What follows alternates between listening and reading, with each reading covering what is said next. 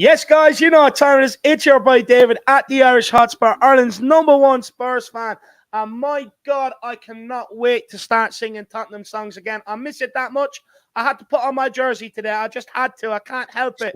But guys, the transfer window is officially open. And today, to help me get through some of the news, we are joined by co-host Jack. Jack, how are you keeping, my man?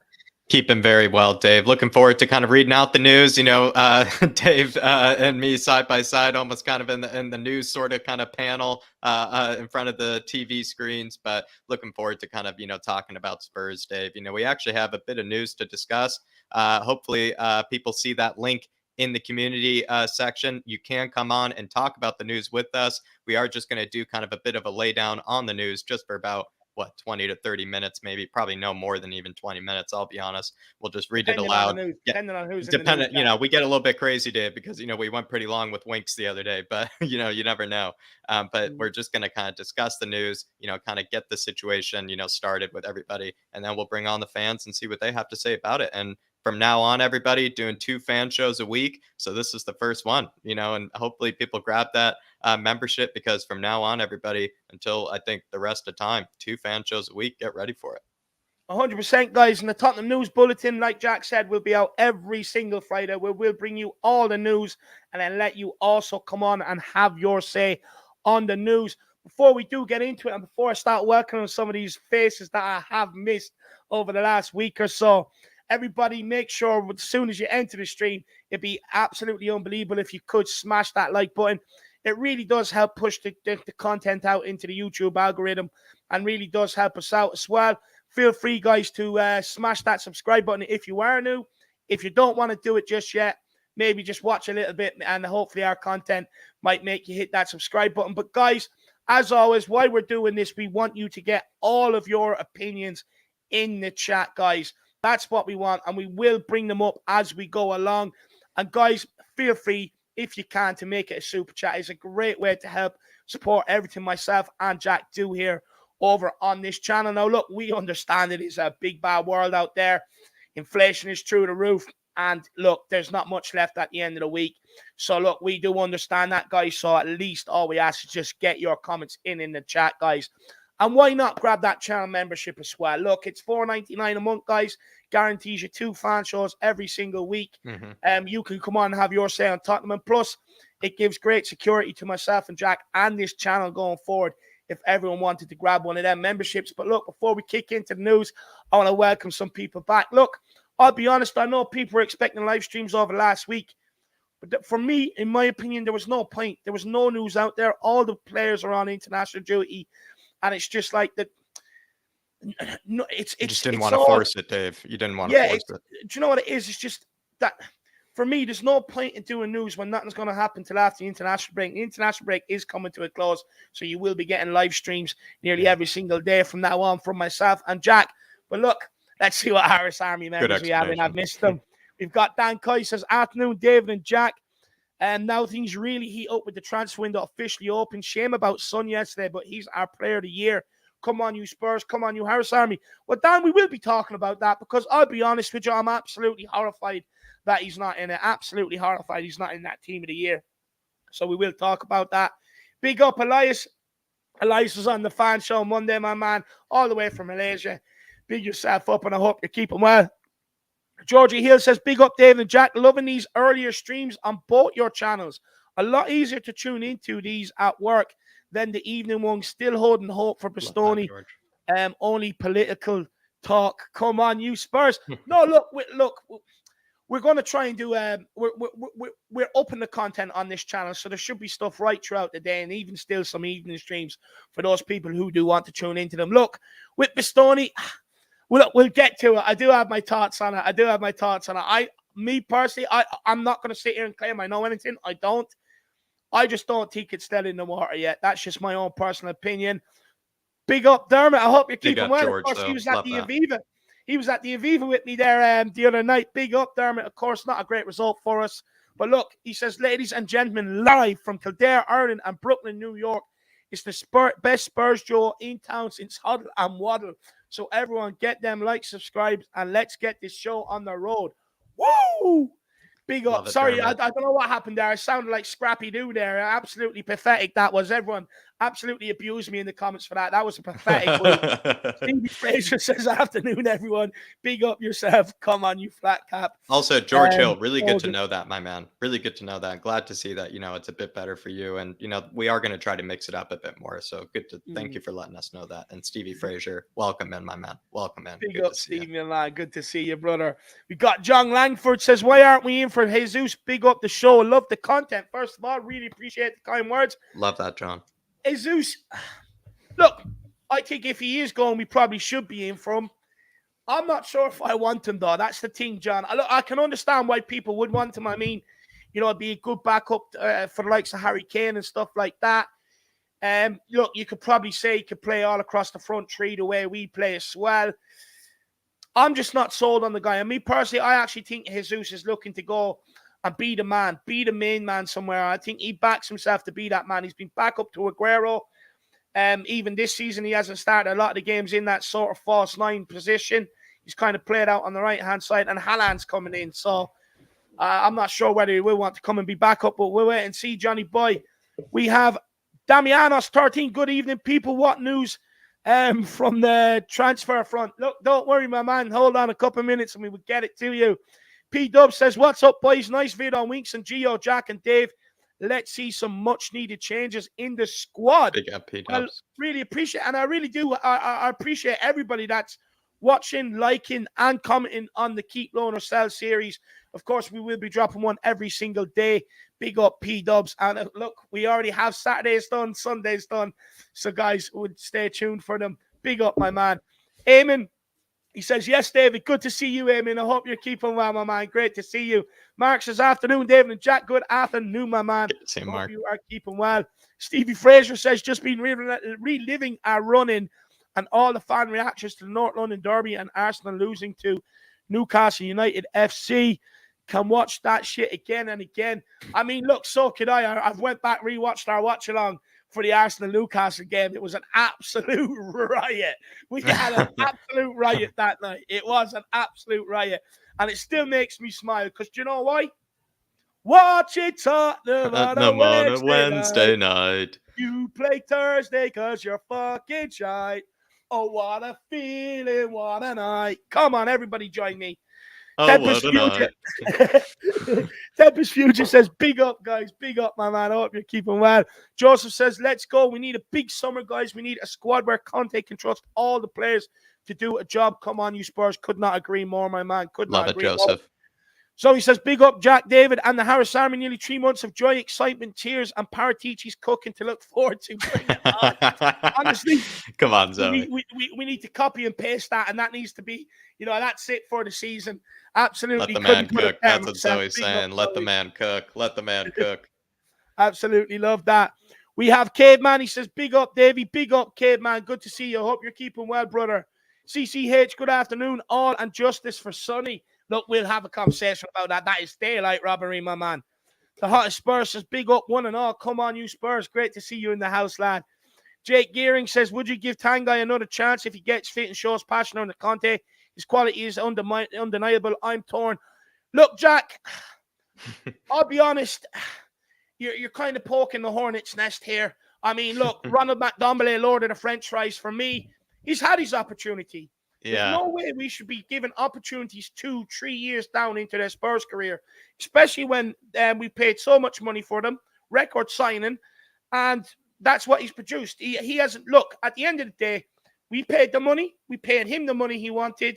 We gave him the best the best training facilities that anywhere in the world could offer, and he couldn't use them. He couldn't avail of them to get fit or get himself on the football pitch and conduct himself in a proper manner of what I expect from Tottenham Hotspur players. So for me, no second chances.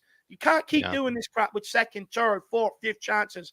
Ronald McDombele, his time has been here and it's done. He even went out on Leon and produced absolutely jack shit. So for me, he's done, Jack. Yeah, Jack. I've been a kind of an apologizer for Tanguy. I tried to give him all the chances, but I saw the ability. But believe me, this guy has betrayed all of even his fans, multiple times. People who backed him, he's even betrayed, Jack. And the club has given him every opportunity to do well. They gave him like 3 psychiatrists, 3 fitness coaches, like personal chefs to like everything.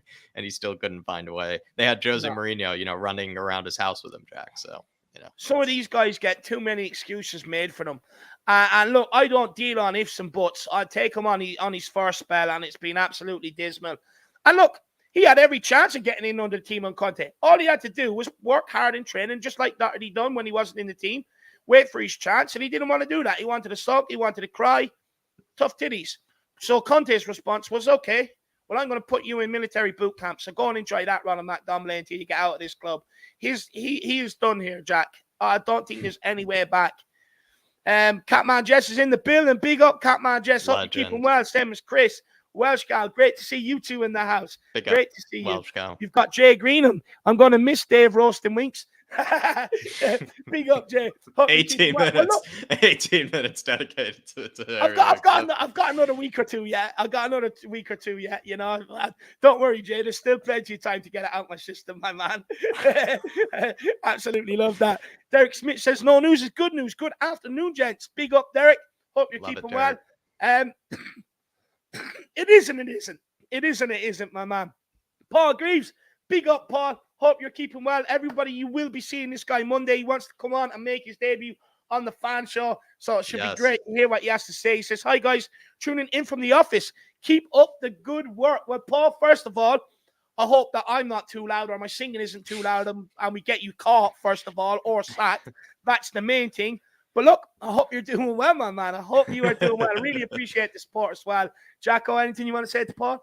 Paul, the same thing that, like I said, hopefully it's not turned up too loud, my man, so, nobody's noticing. But at the same time, hopefully it's that good sort of kind of background music, kind of, Paul, for us. Some people, they kind of turn on the metal music, get grinding, but clearly you just turn on the Irish Hotspur, and that's what, you kind of, a good work companion, the Irish Hotspur, I guess, big up, Paul.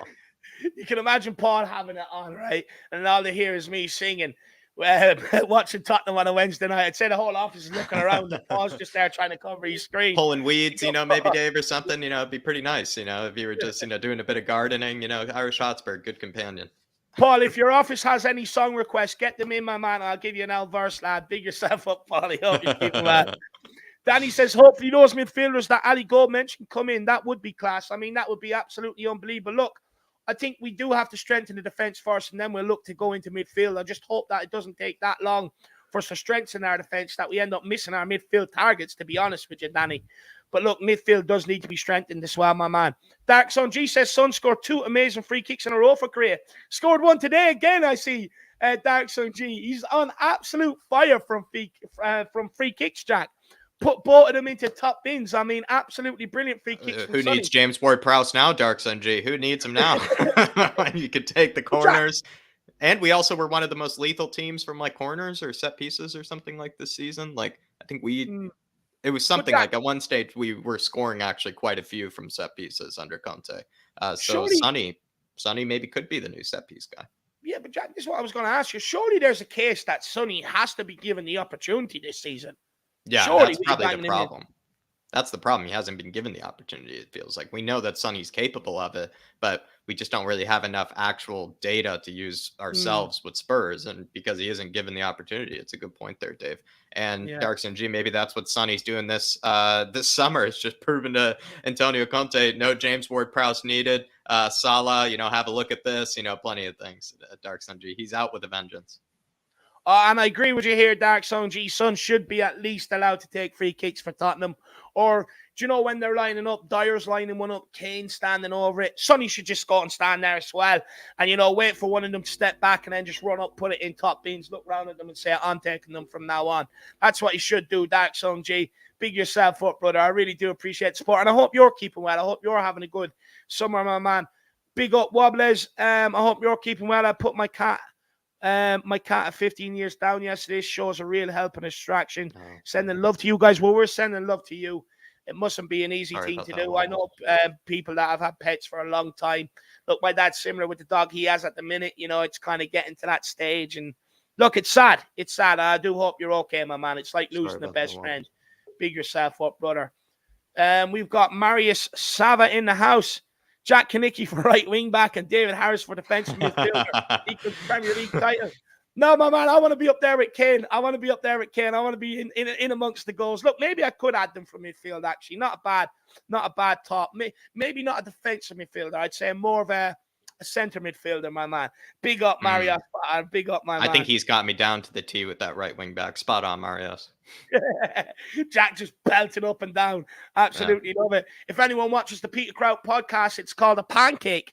It's what's called, getting up. Usually have about 5 in you a game. So Jack has 5 pancakes in him a game. Big up, Graham. Good to see you in the house. Hope you're keeping well, my man. Big up, Mark, as well. Great to see you. It's absolutely disgraceful. We will be touching on that about Sonny not being in anything. NJ123 says, big up, Dave and Jack. Hope you're well, enjoying all your content. We're all good, my man. Appreciate Absolutely that, good. And I hope you're doing well as well, brother. Zoe, big up, Zoe. Really, really appreciate the support, my love. She says, views of Lucas Paquetá. I'm a bit hesitant on players from the French, but he seems decent from the stats. Yeah. Jack, I think this is more you. Lucas Paquetá has been kind of had maybe the last 2 seasons has sort of kind of had big breaking out sort of moments. Because, Dave, if you recall, he originally went from Brazil, I believe, to AC Milan. Didn't really work out at AC Milan. Then he went over to Lyon. Over at Lyon, it's actually gone pretty well, actually. And to be honest, he's been maybe one of the better sort of kind of attacking midfielders maybe in Europe, I must say, kind of this last season. I think Davey has something he has something close to 16 or something like that, goal contributions or something like that, this season. And I think that's pretty impressive to say the least. And he has really good kind of eye for a pass. He's actually quite tall as well. He's a taller sort of playmaker. I really like Lucas Paquetá, left-footed. I'm not really sure if Spurs could go after him, and he could play that sort of creative midfielder role, though, to be fair. I actually would say it makes sense that Spurs would go after him, but I just don't see us going after him, to be honest, Zoe. But it's honestly a great shout. It's almost like a Bruno Guimaraes-like player. Some people really like Lucas Paquetá for good reason. And honestly, I would say watch this space when it comes to that guy, because, Dave, he's had 2 really good seasons in a row. No, look, I trust you. I trust you, Jack. I mean, you weren't wrong on Bruno Guimaraes when he went to Newcastle. You were spouting about him as maybe a potential for Tottenham Hotspurs. He's now a big face in the new Brazil team too. I think he's, he's coming off 2 really good seasons. I think he's kind of blossoming. We have brought Lloris from there. I'm very hesitant to going and getting players from the French league, though. We have been burned so many times. You look at Nkudu, Ng, Ronald Ndombele. I mean, the list goes on. We've been burnt, Zoe. So I'm a bit with you on that. I'm a bit with you. But big up, Zoe. Really do appreciate support. And let us know whether you agree or disagree with what Jack has to say on Lucas Paquetá. Big yourself up, Zoe. Ribsy says, Davido. Big up, my man, Ribsy. I hope you're keeping well. And I actually forgot 2 member super chats celebrating 11 months. Ribsy saying, just supporting the lads, or supporting the Laden, as he says. A big up, Ribsy. Really do appreciate it. 11 months as well, Dave. Zoe celebrating 8 months, too, on top of the super chat, celebrating big a member super chat. Big up, Zoe. Feels like you've been around longer than 8 months, I must say, Zoe. Yeah. Chris celebrating 13 months, Dave. Absolutely massive. So, Chris, I will apologize.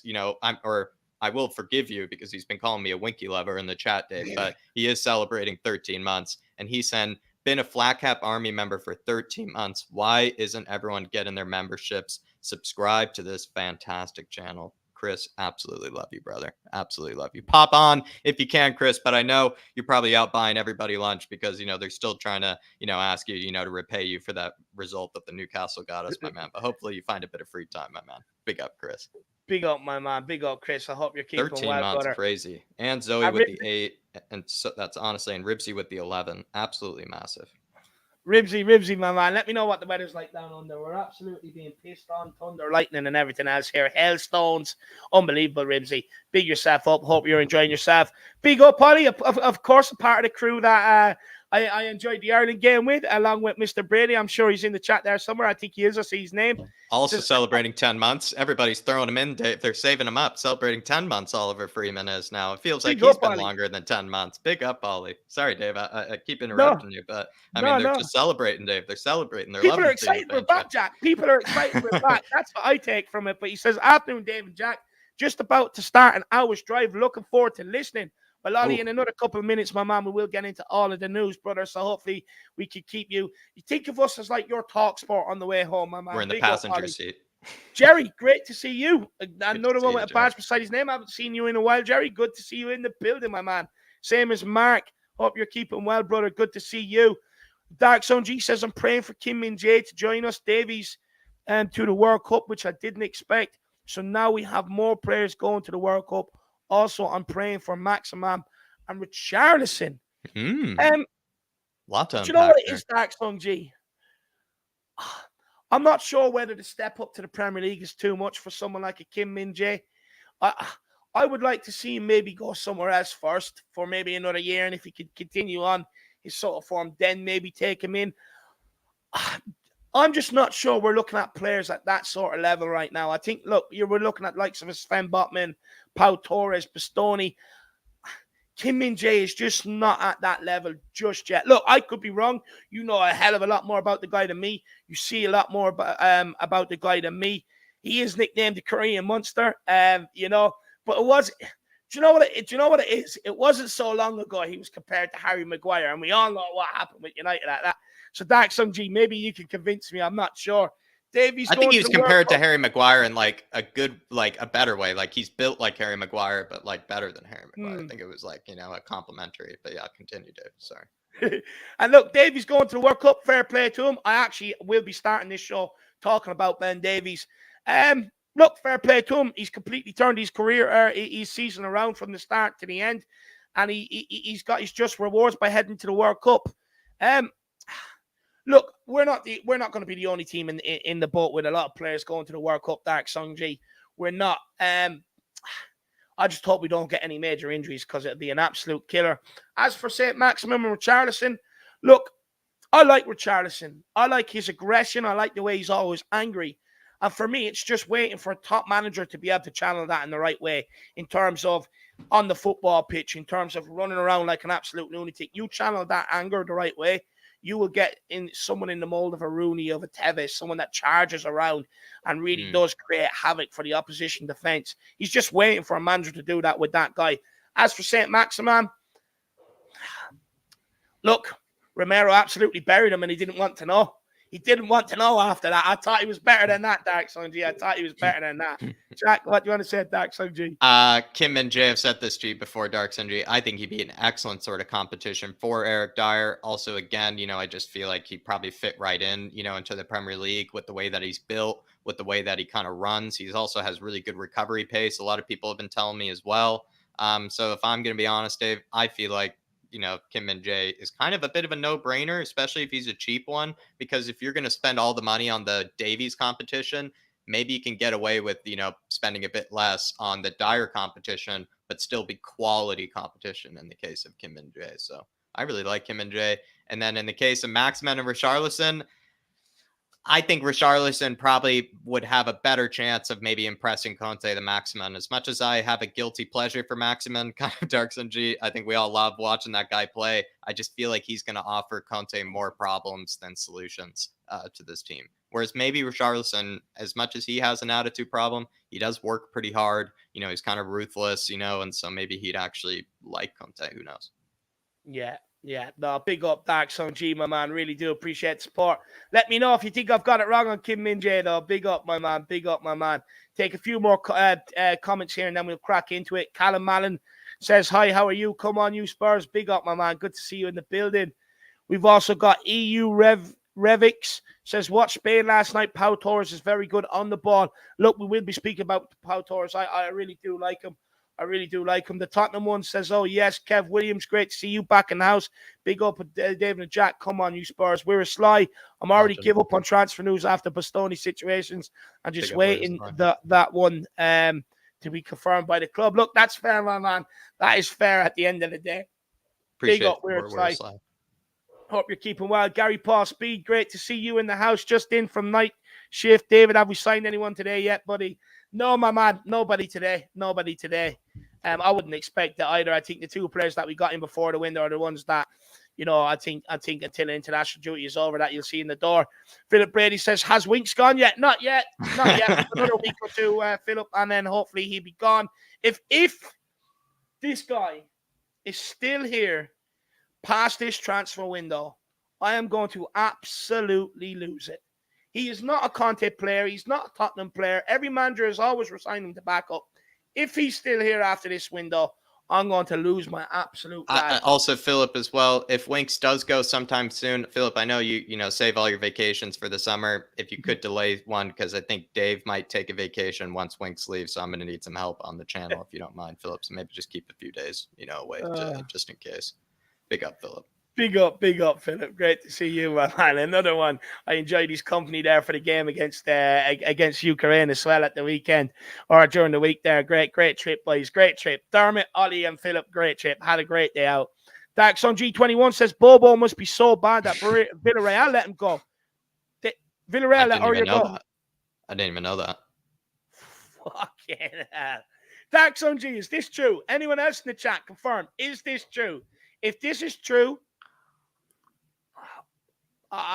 look, everyone knew my thoughts on the guy. He was so costly in terms of giving away penalties, stupid free kicks, just being clumsy on the ball. Look, I'm not surprised if they've let him go. I'm really not surprised.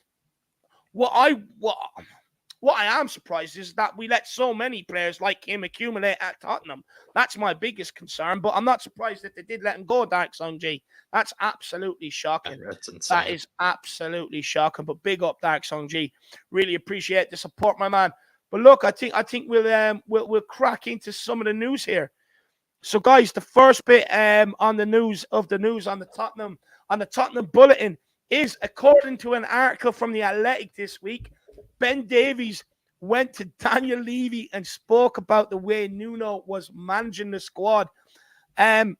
It claims that Davies was actually frustrated with some of Nuno's squad selections and his decisions and how he was actually managing the team.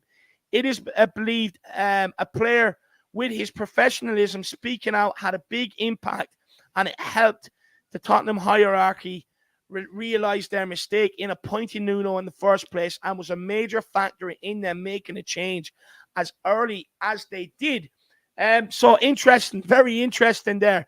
And guys, I think the reason why it kind of happened as well is Davies could actually not get a look in under Nuno, featuring in 2 Premier League games during Nuno's 10 ill-fated game tenure. And he was one of the players who seemed to be relegated to the second team as well, used predominantly in the Europa Conference League. Harry Winks also spoke out about that publicly, which I wouldn't really take into account, because at the end of the day, and this was all when Nuno split the squad. But look, at the end of the day, Davies came out and backed it up that when there was a change of manager, he came in and hit the ground running, and he's had an unbelievable season. And I don't know about you, Jack, but for me, I think that's probably why we've seen the form from him we've seen this season, is because he can't go around complaining to the likes of Daniel Levy and stuff like that, and then not back it up when a new manager comes in. So I'll give Davies this one. It is a ballsy move to make. And the fact that he done that, it kind of helped get rid of Nuno, and then he gets selected under Conte, and he just goes from strength to strength, and then ends on the performance he did against Ukraine to make the World Cup. Fair play to this guy, because you have to remember, Harry Winks was also in that camp, but he hasn't kicked on. So fair play to Ben Davies. But I mean, Jack, what's your thoughts, first of all, about Davies actually going to the Tottenham hierarchy, or the fact that someone like him who doesn't really speaks out, and then they get rid of Nuno? Should players really have that sort of influence at a club?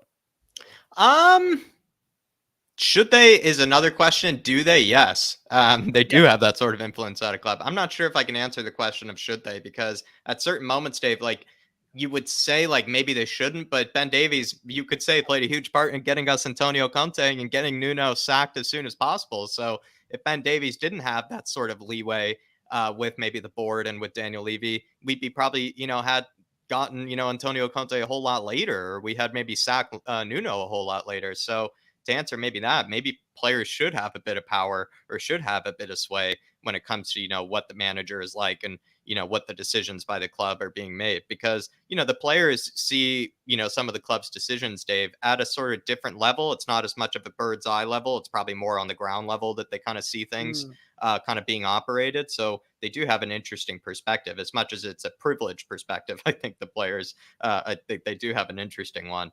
Ben Davies getting Nuno sacked, basically, Dave. I'm actually quite impressed by it, if I'm going to be honest, because he's not really somebody that really probably had like a lot of sway in terms of like his prowess in the squad or like, you know, his reputation in the squad as like a footballer, Dave, was probably not that high.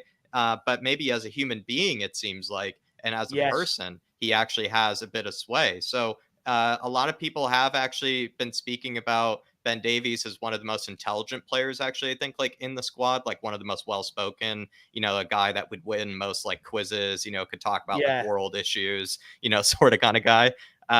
So it kind of makes sense that if he's somebody that sort of has that respect as a human being, maybe that's why they listen to him. Because if Ben Davies has this sort of read on Nuno, they're not going to say yes to him or say yes to Ben Davies because Ben Davies, the footballer, is asking. They're maybe saying yes because Ben Davies is a person that they actually trust as a human being or something. That's my opinion. Look, do you know what? I just think it's very, very ballsy from Davies, but the fact that he backed it up, it shows, Jack, he's got cojones the size of fucking watermelons. Fair play to the guy. Fair play to the guy. Fair play to the guy. Because, no, like we said, he's not like Harry Kane. He doesn't have that sort of sway as like, you know, he's the end all be all of the club. Yeah, it is ballsy. Right? Big up to you. Everybody in the comments, let us know what you think of Ben Davies, you know, being behind that Nuno sacking. Big up, Paul. It's quiet in the office today. That's good. We won't be getting you in too much trouble. Jack, Derek Smith, just quickly. Sasa Kalajdzic is a player from Stuttgart. Ellie's been texting me about this guy nonstop for the last couple of days. I still have to go and do my homework. Now, look, one that I really do like, and I actually know a bit about this guy, but even when Jack came and spoke to me about, which is good. Me and Jack are both on the same page with this Dodo guy. But look, Jack, take it away, my man. Dodo is on the flatcapeurotalk, by the way.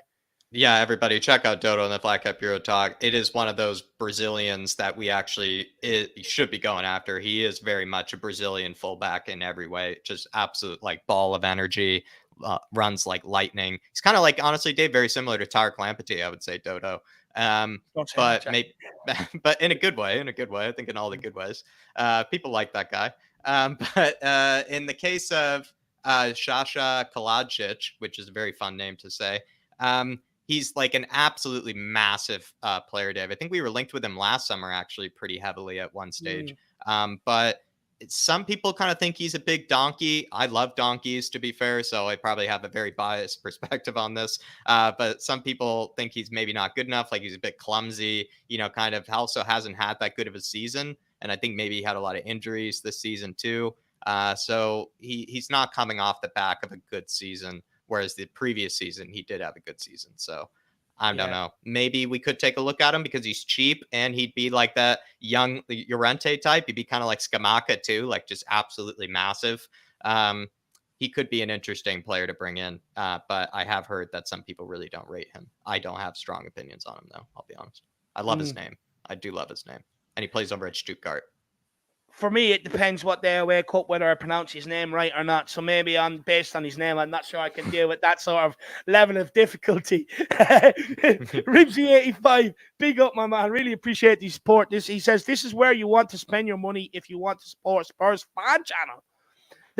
They are always on your side. They're always professional, but always 100% coys. It's a difficult balance. Love this channel. Wow. Very nice. Ribsy, I don't really know what to say. Look, we just try to stick to Tottenham Hotspur. It's what we're here for. It's what this channel was set up for. Tottenham Hotspur as well, to get the fans involved, give fans voices. This is what this channel is all about, my man. You'll never hear us talk about politics, anything else really, anything. This is a football channel, and this is what it's here for, my man. I really appreciate them kind words. I don't really know what to say, Jack. I don't know what else to say, Ribsy. I really appreciate it, my man. And like maybe like you said, if we just try, I think we maintain that 100%. We always just talk about, you know, Spurs 100%. And, you know, of course, if you don't want to talk about Spurs, you're welcome to. Like, it's not like we're saying that you don't need to or anything, but it's just on this channel. We just try to talk, fixing Spurs, getting the most out of Spurs, trying to talk about certain issues or whatnot, or just like the news and whatever case, just Spurs 100% 24/7. And Ribsy, if that's what you appreciate and that's what you like, I'm glad that that's what we're providing for you, my man. And that's really, really kind of you to say. I don't know if it's a difficult balance. I mean, we just like talking about Spurs that much, Ribsy. So I'm not sure if it's a difficult balance, but love you, my man. Sorry, even croaking up there, Ribsy. Appreciate it. Making Jack tear up. Jack thinks he's on the Titanic. He's acting like the one on the Titanic now. So he is. Love you, Ribsy. Love you, my man. But big up, Ribsy. Big up, Ribsy. Look, my man, this channel is just about having an open discussion on Tottenham Hotspur.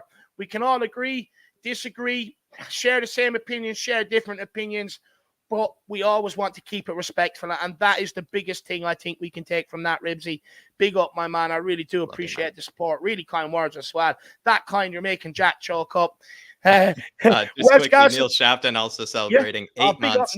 And then he says, no, really, 7 months. He's saying it should be 7 months or something. Neil, I think, again, another person I feel like has been around a bit longer than that.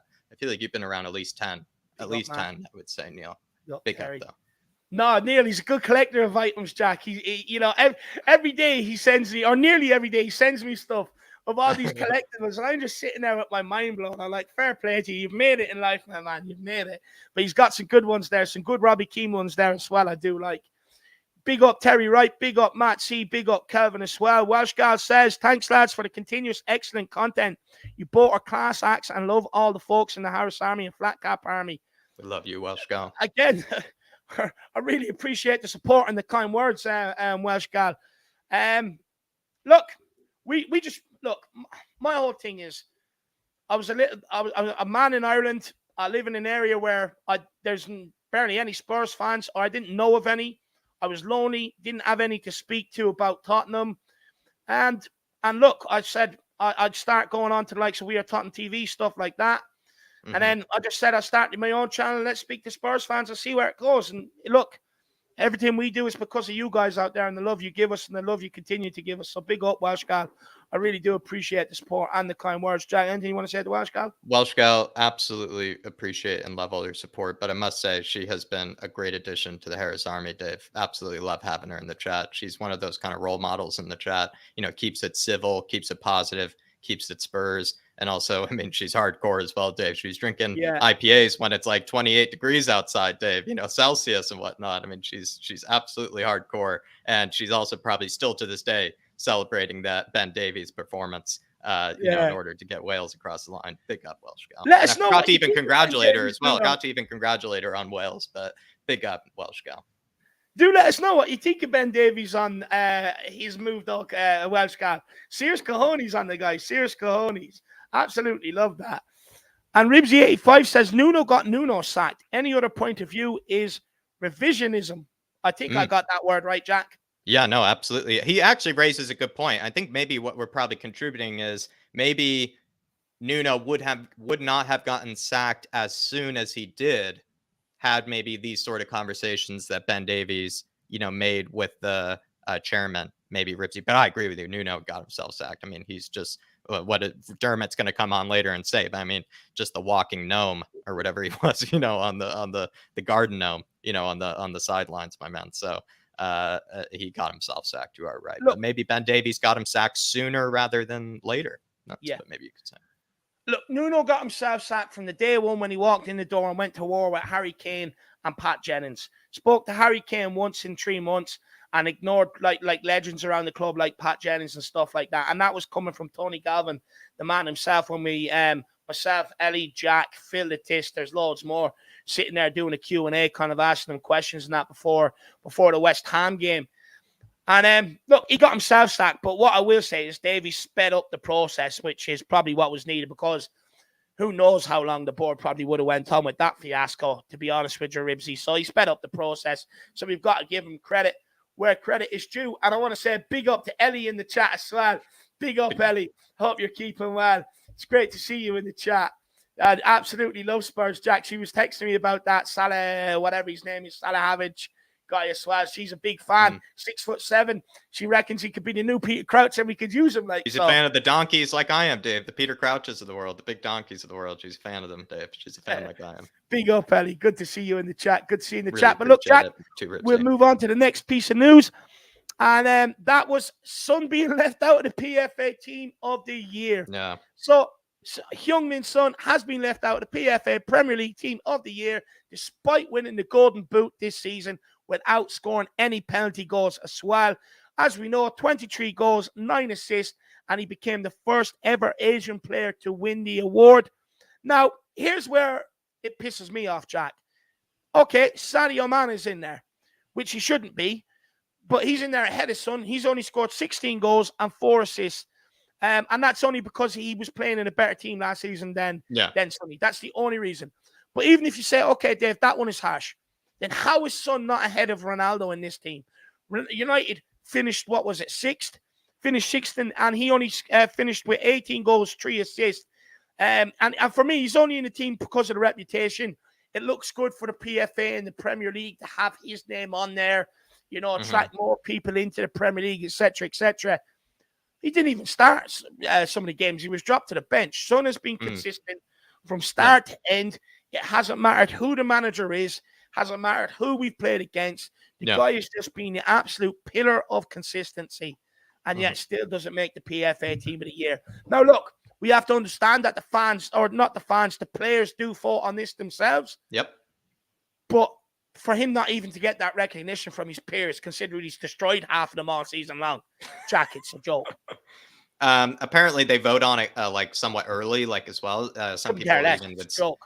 Yeah, I mean, it wouldn't even explain it because, again, like you said, Dave, a key word there. Sonny has been probably the most consistent player across all of Premier League football, like not even just for Spurs, Dave, but like just for Premier League football in general. It was sort of one of those seasons, Dave, where like you kind of think like, people kind of say, put the team on your back, kind of a backpack, sort of season. I kind of would say that with Sonny at certain stages, like, especially under the Nuno days. Like, anybody that was getting us goals and assists in the Nuno days was putting the team on his back, Dave, and was carrying us through the mud. And honestly, you have to put Sonny, or you have to give him his credit, Dave, for that, because I must say a lot of players, didn't turn up during the Nuno days, and he still turned up during those, performances. And I feel like he deserves credit for that.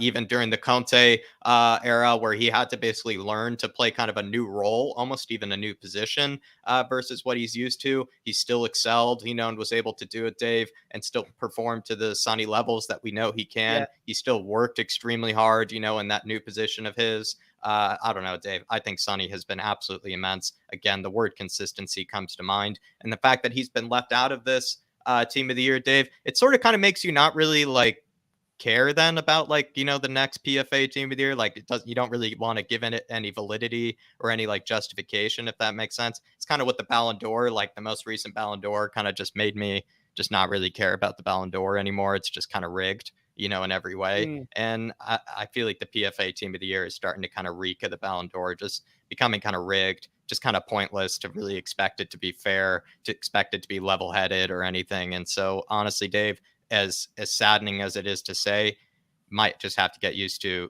these sort of betrayals, because it's just not a fair judgment process. And clearly they're not picking the right people. So it's not even then a fair competition or a fair award. No, look, he's even snubbed for some of the other, like Conor Gallagher going in ahead of him. And I know they say fans voted for it. There's no way Mane gets ahead of him. Somewhere along the line, you have to step in and say, look, well, the voting system is rigged on all occasions, from the fans and from the players, if Son is not in it. And I don't want to sound like a president or a politician, but the voting is rigged. Somewhere along the lines, you've just got to stand up and say, no, I can't go with this vote. Son has to be in there. We're taking an intervention. We're putting him in there. The guy has been absolutely unbelievable. Whether it's running in behind, scoring goals, beating players, scoring goals, or cracking in shots from the edge of the box or outside the box, scoring goals. You name it, he's done it. He's twisted defenders inside out. He got Ben White sent off, made an absolute show of that absolute donkey against Arsenal. Made an absolute show of him, made him look like Barbie on ice. It was that bad. Son was running away and he's there clawing for his jersey. It's absolutely ridiculous. And then we wonder why the jerseys are made as tight as they are nowadays. It's so things like that can't happen to the likes of Sonny and all. It's an absolute joke. For me, I'd actually nearly put it down as crime of the century. If you come and ask me in 2030, Dave, what's been the biggest crime over the last 10 years? I'm just going to say, look, for me, there's only one crime being committed here, Jack, over the last 10 years, and that's against Son. That is purely against Son. It's absolute joke. I mean, you look at the guy, he constantly smiles, never moans, never complains. In fact, the only time I've ever seen him kind of show any sort of dissent is when he was taken off because he wanted the golden boot. That's a sign of a player, and it's just, it's crime of the century, Jack. It really is. I encourage anybody, any TV programs you're watching and they're doing this century review and whatever else, you got to put Sonny in there. Don't worry, I'll alert you when it's time. But you've got to put Son's name in there. It is an absolute disgrace. And again, it's anti-Tottenham. It's pure anti-Tottenham again. Pure anti-Tottenham. And I'm fed up with it. I'm sure Tottenham fans are fed up with it. It's turning into an absolute joke. It's just getting so obvious as well. Getting us kicked out of Europe because they wouldn't let us rearrange the game. You go all the way back to the Lasagna game. The Lasagna gate this season, like I said, not letting us rearrange the Leicester game. So we end up getting kicked out of Europe, allowing Arsenal to rearrange North London Derby, even though they were selling players, loaning players. They had players at AFCON, and they tried to use COVID as an excuse. The list just goes on and on and on and on of all this anti-Tottenham stuff, and I'm fed up with it. But you know what? That's why I just want to win so bad. That's why I want to win trophies. That's why I'm glad Conte is coming and we're winning most weeks now, because I can just sit there and give it to them. Just absolutely give it to them. It's like, look, you can do whatever you want against us. We're still winning. And that's what fucking kills them at the end of the day. That's what kills them. But look, Jack, I think we'll hand over to the transfer news, my man. Also, just want to say, big up Moondog. Big up Moondog. You can see the Højbjerg's right behind me. It's a bit out of focus, my man, but you can see it just behind me. Big up Moondog. On to the transfer news, everybody. So we are going to be talking about Bastoni. As we know, Bastoni's agent, Tullio Tinti, has recently come out and said Bastoni is definitely staying at Inter. He is an Inter player. He's happy to play for Inter. Previously, the agent, Tullio Tinti, was a bit more ambiguous when he said he is a huge fan of the team in which he plays. He is happy to stay at Inter, but he is also a professional. Football is this, and you also have to adapt. He is very happy to play for Inter. He has the shirt on his skin. So the big kind of point there is that Tullio Tinti at first was kind of saying, like, Bastoni, he loves Inter, but he also has to be aware, he has to be a professional about football. And then more recently, he has come out that, Bastoni is staying at Inter. And I think there were some reports from Matt Hayes as well that I think Tullio Tinti has been sort of kind of seen meeting with Inzaghi, the Inter coach as well. Moving on, there's also regarding kind of the Bastoni sort of news, Miljan Skriniar is also being pursued this summer with the Daily Mail, as well as the Hard Tackle reporting that PSG and Chelsea are in for the player, but he would probably command a much lower fee than Bastoni. So they might be able to keep Bastoni, but they do have to move on some center back of some kind. And so maybe in the case of Inter Milan, they might actually try to move on Skriniar instead of Bastoni.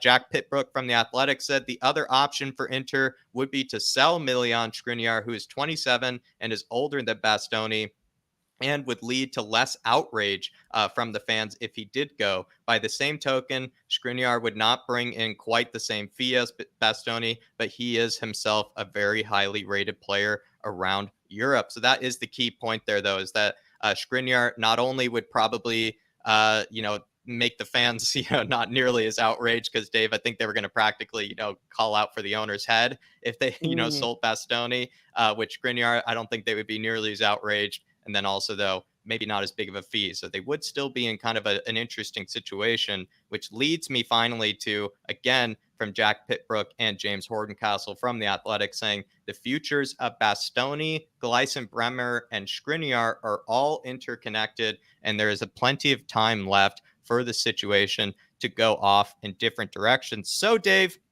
I just want to ask you quickly, does this sort of kind of all this news, despite maybe the agent of Bastoni coming out and saying that he is staying, Inter Milan still are not in a great negotiating position. Like, they still have to get, players out the door in order to fund their moves for Lukaku and plenty of other players like Dybala and whatnot. Just quickly, Dave, do you think Spurs, they could still, make another bid, of like maybe 70 million or something like that? Look, Jack, for me, I think, I'll be honest, with the agent's words and that on the Bastoni deal, Jack, I think what he's done is put the onus back on the club, because everything's been about Bastoni. What does Bastoni want to do? Does he want to leave Inter? Does he want to come to Tottenham?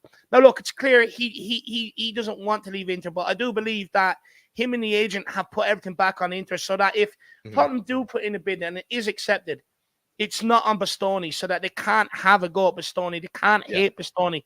Look, for me, like I said, I have no inside source. I don't have any of that. But I don't know what's going on. I only know as much as you guys, which is what is out there in the news and stuff. But when I look at it, look, with the transfer window, you do have to look at between the lines on a lot of this stuff sometimes.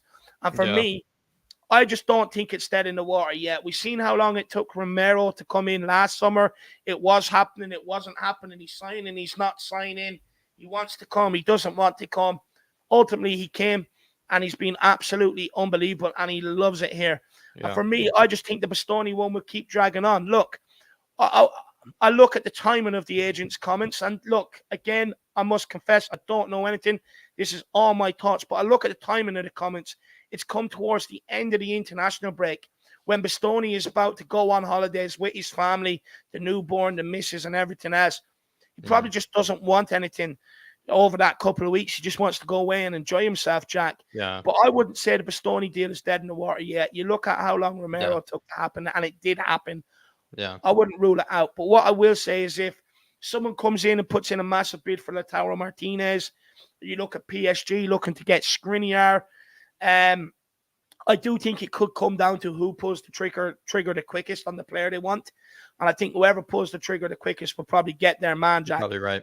Yeah, I agree. And but plenty more to discuss, because we also have Gvardiol, Dave, to talk about. Josko Gvardiol is another talented left-sided center back coming off a good debut season with RB Leipzig, and is also 3 years younger than Bastoni. Many outlets are saying that Gvardiol will cost more than Bastoni, around 80 million euros, actually, is the reported asking price. Jack Pitbrook from The Athletic saying the top two targets at the end of the season for Spurs were Bastoni and Josko Gvardiol of RB Leipzig. Although Gvardiol is likely to be even more expensive than Bastoni, the Croatia international is so highly rated at Leipzig that it would likely cost far, far more than Bastoni, as much as 80 million to sign him. Also, Football London are reporting that Chelsea and Tottenham are in the race for Gvardiol, but Man United have now also entered the race in terms of the suitors for Gvardiol. Dave, if Spurs don't get Bastoni, do you really see us spending 80 million euros on our supposed second choice?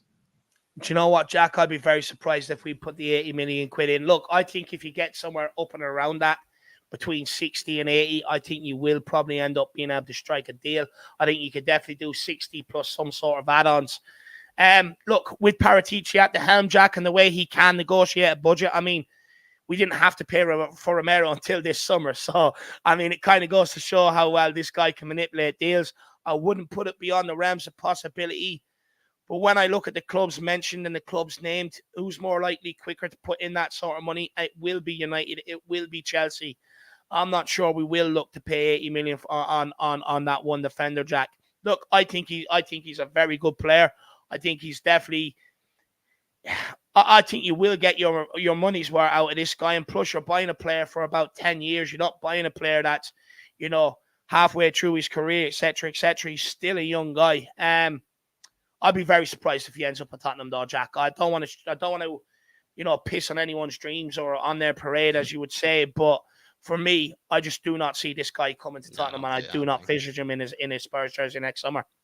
I see it even hard for him to even leave Leipzig this summer, Dave. I mean, he just had a fantastic debut season. I mean, Leipzig do have, maybe a rebuilding sort of phase, and he could be seen as a major part of it. And maybe he might just want to settle down, again, way too young maybe to making these big moves already. So you could say that as well. He's one here, Dave. He's only there a year though, Jack, isn't he? He's only at he just moved there from Zagreb. I'd be very surprised if he leaves at all, Jack. Very surprised if he leaves. And also Leipzig, knowing that club Leipzig, I mean, they can easily replace him, but at the same time, like, they have all the negotiating power in that sort of situation too. I mean, they're a very rich club, Dave. We know that they can Yeah. take anything, or they have big backers. We know that, can take the hit. Pau Torres, Emma Deduve from Football London saying Pau Torres was a player tipped to make the move to Tottenham last summer, but the defender turned down the transfer. However, Spurs' interest in the 25-year-old has been sparked again ahead of the upcoming transfer window.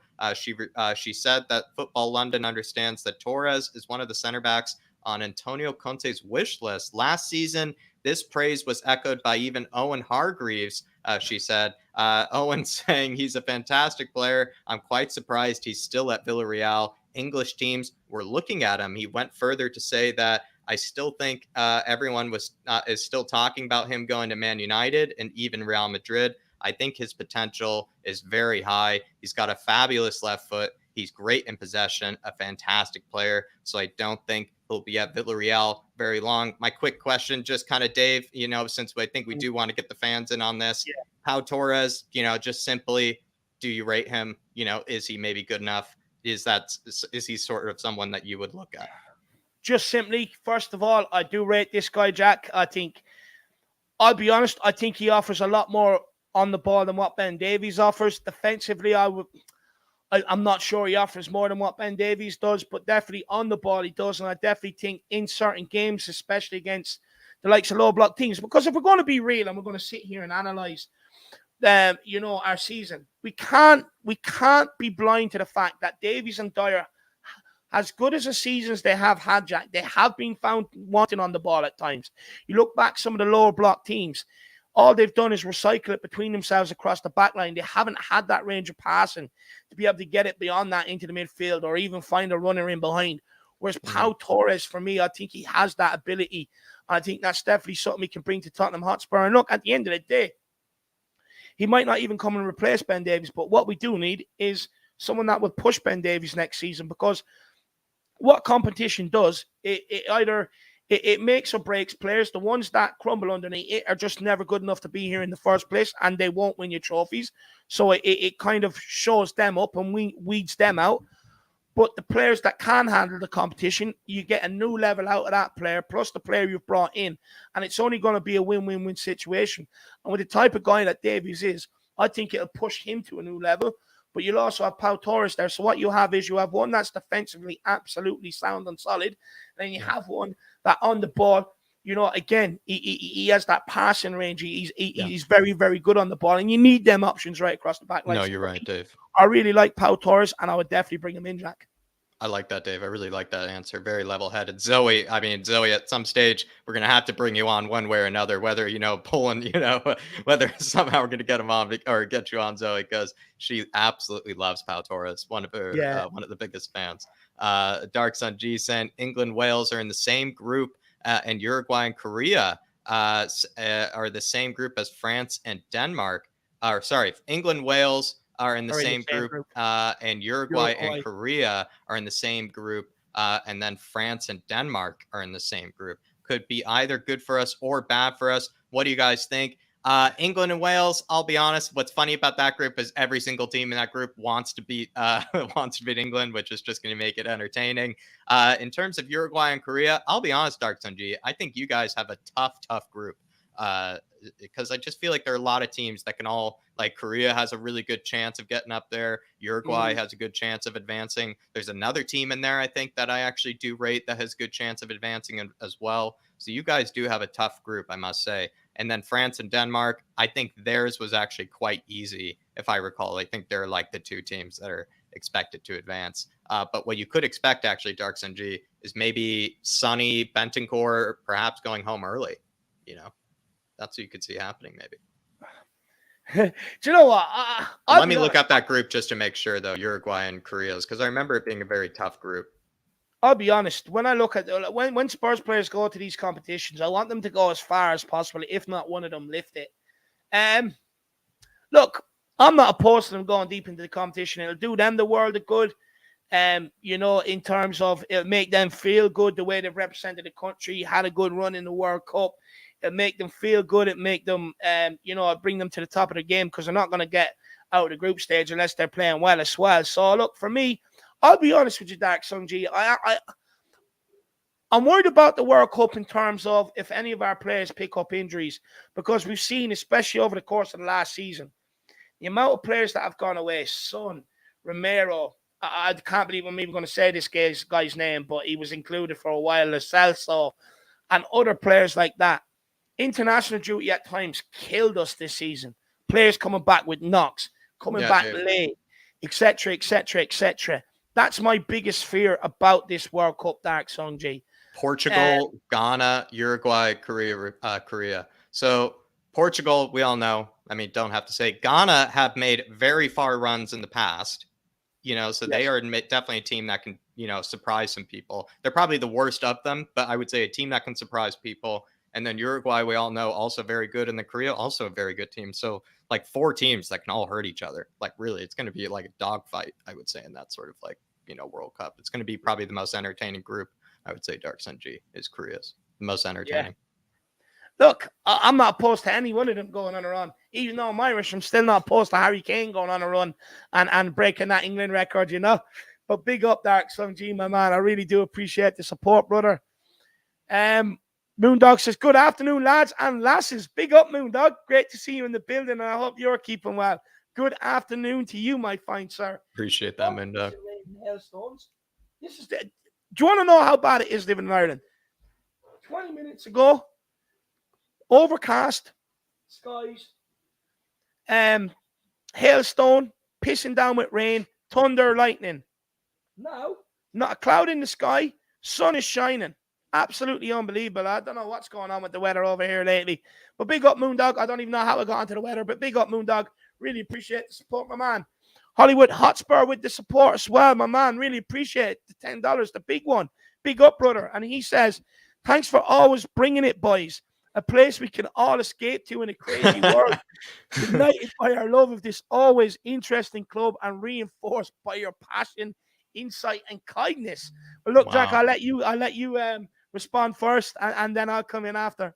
Really appreciate that, Hollywood Hotspur. Really generous donation. And honestly, it feels like everybody, I don't know, maybe people just woke up on the kind side of the pillow today, it feels like, because everybody's been so kind to us today. And Hollywood Hotspur, I mean, it is kind of a delusional kind of sort of world over here on this channel, but it's always, and the benefit of Spurs. We just try to find every single way that we think that Spurs can, get the edge, try to, talk about every single thing that maybe we can, cover when it comes to Spurs. Sometimes I will say, like maybe this week felt like, we couldn't go live very often because there wasn't very much to talk about. But when we come back big, Hollywood Hotspur. And I'm glad that you're loving the energy. I'm glad that you like this, community that we have over here, because I must say, as much as we all probably are a bit delusional at times, we're all very nice to each other. We're all very kind, and we all just love this club. And I can definitely tell you feel the same way, Hollywood Hotspur. And I must say, it's a great name. I wish I could say that all the time, Hollywood Hotspur, but really appreciate you and really appreciate the kind words, my man. Absolutely love the name. I'm sure Phil the Tish, who dubs himself Mr. Hollywood, he'll be absolutely raging with this. Look, passion, you'll always get from me 100%. Kindness, you'll always get here 1000%. Insight, look, a lot of other people say different, but I'm glad you're enjoying our insight, my man. Look, we just give our opinions and our thoughts on it. That's all it is, my man. But look, I'm really glad that a lot of people they do enjoy this channel. They do feel like they can escape from that crazy world out there. And the fact that, look, we can all disagree and we can all agree, but at the end of the day, it's all about having respect for each other. And that's the best part about it. I called our world the crazy world. I called, the Irish Hotspur the crazy world. He's trying to escape the crazy world to come into here. Sorry about that, Hollywood Hotspur. Well, if it feels more sane over here, my man, and you feel, a bit calmed and relaxed, I'm glad that that's what it gives you, my man. Sorry about that. I misread that part, because it is a crazy world over here as well. It's a crazy world in the Irish Hotspur. Big up, Hollywood, my man. I really do appreciate it, brother. I really do appreciate the kind words. Honestly, so many people have got out the right side of the bed today. It's Friday. Everyone's skipping home for work. Buzzing, I presume.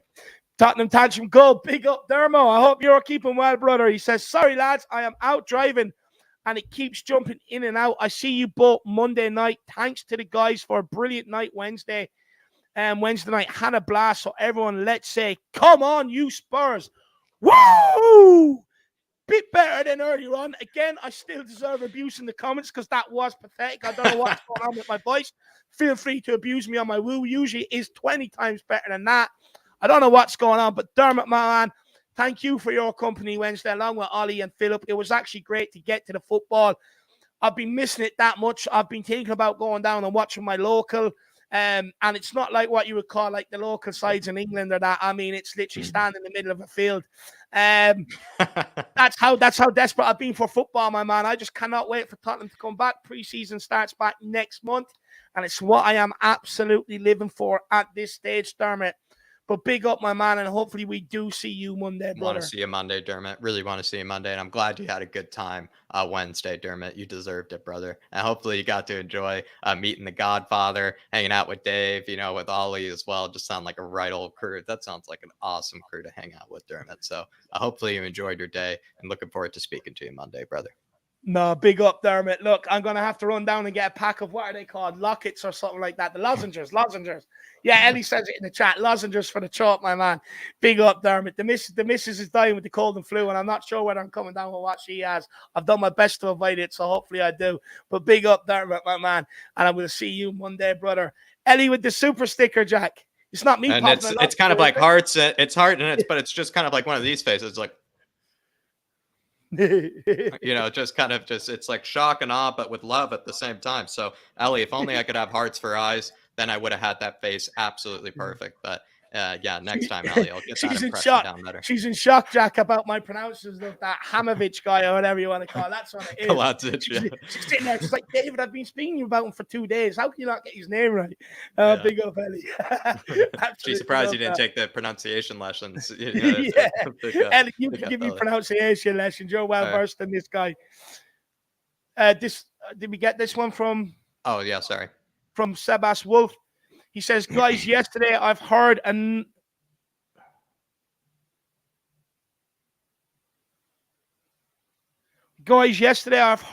streamer that you guys know saying that Son is not world class. What would you say to that? Look, Sebas, I'm not here to dig out other streamers. At the end of the day, everybody is well entitled to their own opinion. I want to make that very, very clear before I give my opinion, because look, stuff I say, people disagree with as well, and that's the name of the game. So I'm not here to dig out anybody. First of all, let me put that out there. This is just my opinion. I think Son is world class. I really do. You look at the way he's performed this season. You look at the way he's performed ever since he's got here in the Tottenham jersey. And look, there's a lot of managers around world football that like this guy as well. And for me, I genuinely do think he's world class. I do, especially based on this season. He's come out from Harry Kane's shadow. He's outperformed him in terms of goals in the Premier League. And he really has stepped up this season. He deserves all the recognitions he gets. For me, he's a player that can drop deep, pick up the ball, skim players. He's tidy. His passing is very, very tidy. He can link up with players. He can run in behind, and he scores goals. And for me, I think that makes the guy world class. I really do. Look, I would like it to continue, but I am calling Son world class. As everybody knows, sometimes I'm a bit delusional when it comes to Tottenham. But on this one, I don't think I am. I genuinely do believe this guy is world class. You look at the numbers he's put up this season, I would say they're world class. 23 goals and 9 assists across the Premier League. That's over 30 goal involvements. That's unbelievable. It's not disputable either, Sebas. Like, his numbers aren't disputable because he's getting world-class numbers with a team that, let's be honest, isn't full of world-class players. So that means that he's able to get better numbers than players who are on better teams and players that are also like the main guys in their better teams. So a good example would be Sadio Mane and Salah at the end of the day. It's like the fact that Sonny is either getting better numbers than Mane or getting close numbers to Salah, and he plays for a worse team at the end of the day, like just in terms of the 11, like it's just like that's just world class in itself. Another just quick one, Sebas, another quick way you can say that he's world class is Sonny's been in the Premier League for quite a long time, and he's produced very good numbers for quite a long time. If he wasn't world class, people would have figured him out by now, and people would probably find a way to sort of kind of stifle Sonny and stop Sonny. The fact that Harry Kane and Sonny still to this day are like just causing absolute fear into every single team in the Premier League, and nobody can seem to figure them out, that's proof that, you know, he's world class, that nobody can figure him out still to this day. And he's still sort of unstoppable. Look, he is unstoppable. That makes you world class. If you're unstoppable in the Premier League for multiple years, that makes you world class. That makes you world class. I don't know. No, 100%. Jack, you make a good point. And that's like seeing eye test. That's not even numbers. That's just like seeing eye test. Like if teams are struggling against you for like more than 4 or 5 years straight, like come on, that's world class. No, but Jack, you make a great point. You'd get into the Liverpool team, you'd get into the City team, you'd get into the Chelsea team. Bayern Munich, I'd probably walk into that team if I'm honest. PSG, I'm sure would like him. Look, for me, I genuinely do think this guy is world class. But look, at the end of the day, Sebas, everybody's entitled to their opinion. I've said this before loads of times. Football is about opinions. Everybody has one. Everybody sees football through a different lens. Everybody believes football should be played a different way, and that's what it is at the end of the day. But over here, we think Son's world class, man. Big up, Sebas Wolf. Big up, brother. Hopefully you're keeping well in New York today, my man. Hopefully it's all good, my man. Hopefully not too hot for you. Big up, Sebas. Enjoy your Friday. Yeah, big up, Sebas. Big up, Sebas. We've got the bottom do. It says, do we close doors on the Bastoni deal if it doesn't happen this window? I remember Ellie making a good point on Monday. Should we go all out for an alternative like a Torres or get in a Langley and go after Bastoni next season? Jack, I'll let you take this one first, man. I'm just going to grab a quick glass of water. No problem. Longley, you could see is like this. I've said this before to Dude. I've really liked Ben Davies' season. I think he's in spectacular form. I kind of feel bad for him if he really were to lose that starting spot, because I just don't think he's really put that poor of displays out there that he really warrants like completely losing his spot to somebody, whereas like, or losing it outright. Whereas like I would say like with Eric Dyer, like he's put in performances that I kind of make me question like whether he really is fully deserving of that starting spot. I know we need upgrades on both. I'm not saying that we don't. We need upgrades on both. But if we don't get Bastoni, to answer your question, maybe we get a Longley who can compete with Davies, you know, but who knows who wins. Maybe Davies actually wins out, but you have good competition with Longley.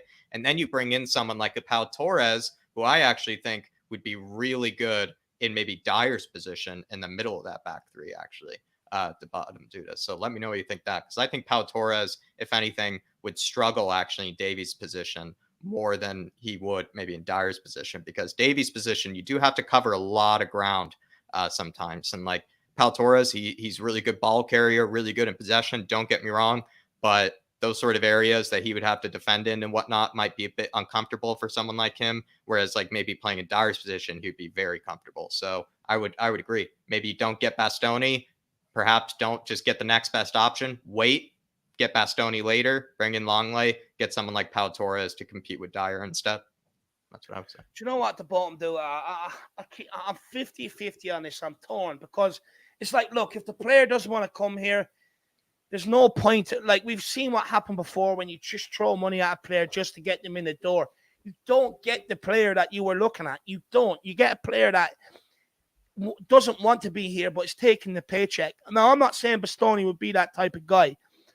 But for me, I think we should test the waters with Bastoni. First of all, we haven't put in an official bid. Go and put in an official bid. Test Inter Milan. Put them to the test. If we were in the same position, clubs would be testing us left, right, and center for Harry Kane, Son, and other players in our squad. So let's go and test Inter Milan. Look, for me, though, I want to see us go and get our first choice. I do want to see...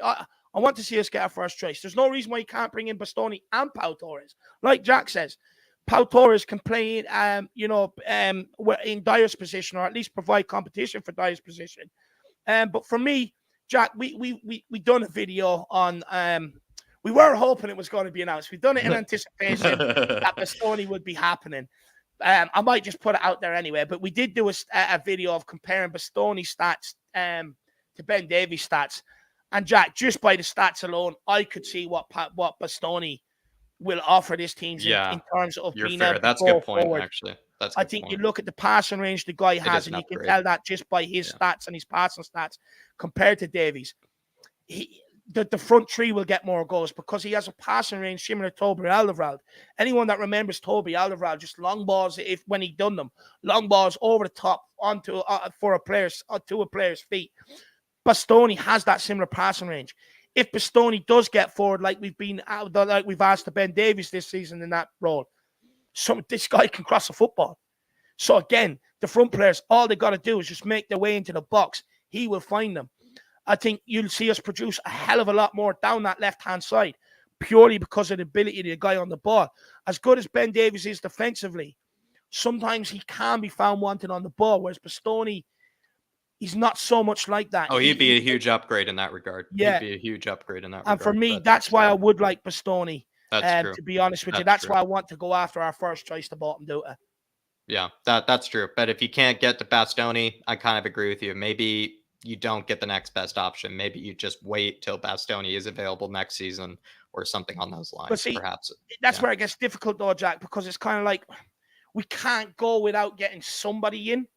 But I guess the point I'm trying to make is don't go for your second target unless you've done everything you can and to get that first pursued every avenue possible to try and get your first deal, your first signing in the door. Yeah. If not, you are going to have to look at alternatives. You will have to go for somebody else, because you can't leave yourself short the way we did this season. But I want to pursue every single avenue possible and make sure we've pursued every line of inquiry possible to get Bastoni in first. The bottom do it. That's a good Big point, up, my man.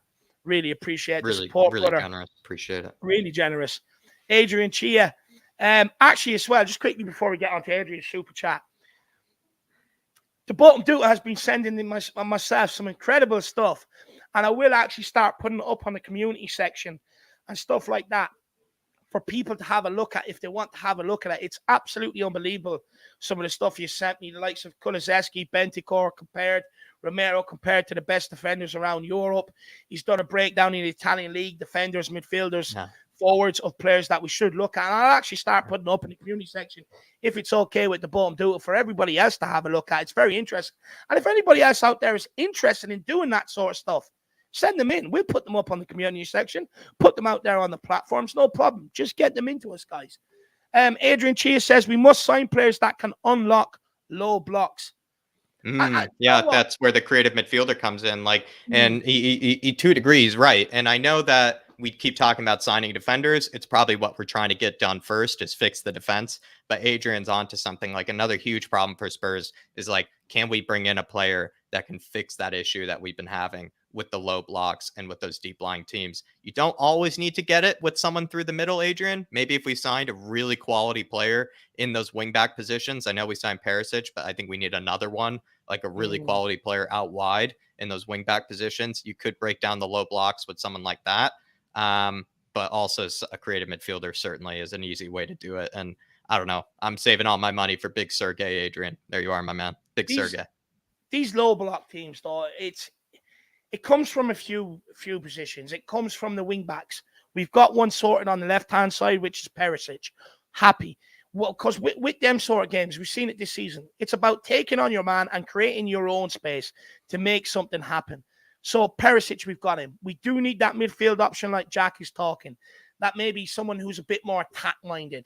I watched Ireland the other night. I see the value in having somebody like that in the team that can play them final passes. Yeah. But also, it starts with getting someone better on the ball across the back line as well. Romero can't do it on his own. Ben Davies and Dyer, as good as they are defensively, they don't have that passing range that helps us in them games. We've seen it with Dyer, 8 to 10 touches to pass it to Ben Davies.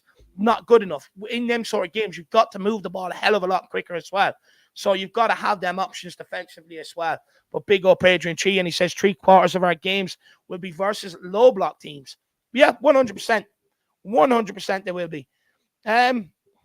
Look, what I will say is Conte is clever enough, though, especially what we found a way most times. We found a way most times, Adrian, against these low block teams. We have struggled, but we did find a way in a lot of ways. We did just sort of break through eventually or got lucky in some way. But I expect with the signings that we make, like you said, creative midfielders, teams that can break down these low block teams, I'm not worried. I won't be worried for next season. What I will say is Conte is clever enough. He does kind of go into every game and kind of we sit back for 10 minutes. We invite the opposition out and try and hit them on the counter. It's a very purpose ploy by Conte. Look, he has the tactics. Now we just need some of the players that can come in and help in them sort of games. Or not even help, but just if we have no ideas that can come off the bench and just give us something different, my man. Moondog says, are we selling Dyer? If we do, it would pay me about €500 in bets, lad. I'll be honest, Moondog, I haven't seen any links to Dyer going. I haven't seen anyone come out and saying that Dyer is on definitely the list sold. I think Dyer's staying here, my man. So in all honesty, put 500 quid aside for this season, my man. You invest more into Eric Dyer than what his parents have into his own career. Big up, Moondog. That's dedication. Neil Shafton, if you're watching, send over Moondog one of the Eric Dyer things. He deserves one, my man. He deserves it. Hopefully we get an Eric Dyer competition, Moondog, so we save you a bit of quid this season so he doesn't start every game. Hopefully he doesn't We'll have to start a Moondog Dyer fund, so we will. No, I'll put the out betting fund. Repair Moondog's losses. Repair Moondog's losses. Big up, Moondog. Big up, Moondog. Big up, Moondog. I was so convinced it was going to happen as well. I was so convinced. And 0 goals. It's kind of one of them. Not even an assist. What does Moondog do now? He stops betting on Dyer altogether and he comes out and scores 3 in the first 5 games of the new season. Or, you know what I mean? It's like, what does he do? Moondog, let me know what you're going to do. You're going to keep going with Dyer this season or you're going to change it up, my man. But big up, Moondog. That's hilarious. That is hilarious. Kai, just Kai. Last name, I usually say Balik, but it's not. It's Bake. Kai Bake. Says last time I visited Ireland, I expected everyone to be drinking Guinness, but no. I was shocked to see everyone with a damn Coors Light in their hand.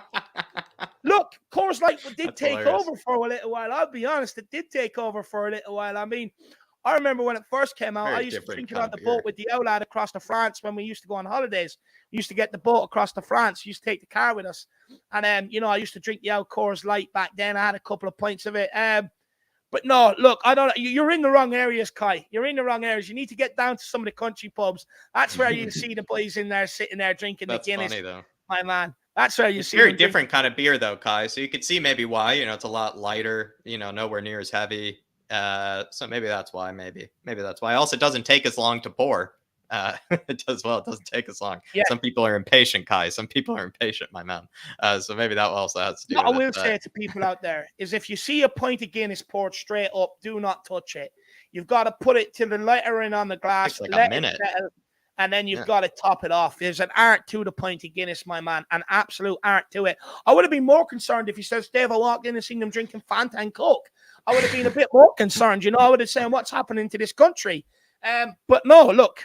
At the end of the day, Coors Light, it had its time in this country, but maybe they're trying to slim down as well. The Coors Light, fewer calories as well. Maybe they're trying to slim down, Kai. It's the hot dad season. Kai, pick up, my man. Big up, Kai, my man. Big up. We'll get you a Guinness. Next time you're over, give me a shout and make sure you get a good pint of Guinness, brother. I'll have one with you. The bottom dude says, David and Jack, name the one player you fell in love with, irrespective of trophies or club affiliations. That one player. I don't have one. I do not have one. I have one right away. My favorite probably player of all time. I do have a lot of favorite players, as I said, my favorite players of all time. But my favorite player of all time is Thomas Muller. I will probably cry when Thomas Muller retires. Absolutely love that guy. He's kind of hilarious because he's against all those German stereotypes of being kind of boring and kind of like, sort of like a bit, kind of within themselves. Germans are a lot bit very like, kind of, cool headed, they are, where Thomas is like just crazy and like just everywhere. He's always been like a bit of an ugly footballer to watch. And that's what I also liked about him. Never that pretty, but effective. He works extremely hard. I think he's always had some of the best pressing numbers of any player in Europe. He's just this big, long, dangly, wiry guy that has somehow found a way to play at the very, very top level. And at one stage, when people thought that he was finished, he then went back the next season and broke, I think, De Bruyne's Bundesliga assist record. And he's also just been a proven winner his whole life. I think 2 Champions Leagues, a World Cup. He's won like the World Cup Golden Boot like 2 or 3 times or something as well. And like I said, one of the ugliest players to watch in football, but one of the absolute most effective. So Thomas Müller, I would say, regardless of clever affiliations, absolutely love that guy. Because he's like the kid that I would say, if I taught myself, Dave, or even when I was like teaching myself, that was the player that I thought, if anything, I would try to be like would be Thomas Müller, especially if you suck at football. That's the player you would try to be at, is Thomas Müller. Yeah, look, I really like Thomas Müller, but for me, I think the first one I kind of really stood up and took notice of and really kind of watched him. And plus, I just looked at him. He just offered something different to what we had at the time. David Ginola, absolutely unbelievable. Watching him run down the wing with the wavy locks, cutting inside, cutting outside, popping off shots, skinning boys like there was no tomorrow, almost patting him on the head as he's running by. Absolutely love David Ginola. But then you've got, look, Ronaldinho, the fat Ronaldo, Zizou. Even though I'm not happy with what France done to Ireland that time, he was quality. I remember, look, here's a blast from the past. Stan Collymore used to always bang in the goals in the Premier League at one stage. But yeah, look, Modric, Roy Keane, Robbie Keane, the obvious ones. But David Ginola, I'd say, was the first one I kind of really took note of. The bottom dude, absolutely unbelievable he Great was. question, Like man. I said, just offered that something different, just had that something. When I looked at him, I seen him beating players, and he was getting people standing up off their chairs, applauding him. Some of the things he was doing with the ball was absolutely magical. Had some of us in the terraces back then in the 90s, just in awe, just in absolute awe of the guy. And for me, I looked at him and I was like, if I want to become a player, that's what I want. I want to be exciting. I want to get people out their seats. I want to make them stand up. I want to pat little boys on the head as I skin them.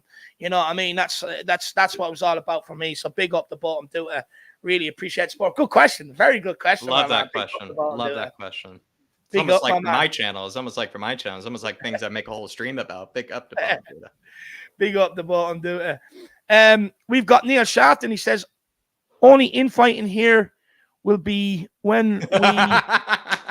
Jack, I haven't a clue what this is going on. He said only infighting here will be when the US beats Wales and England in the 22 World Cup. Group people play. All the Americans in the Harris Army will be after the Welsh and all the English, she's saying. Everybody in the Harris Army, Dave, will be at each other's throats, when all those games happen. Welsh gal, Dave, she'll be after Neil.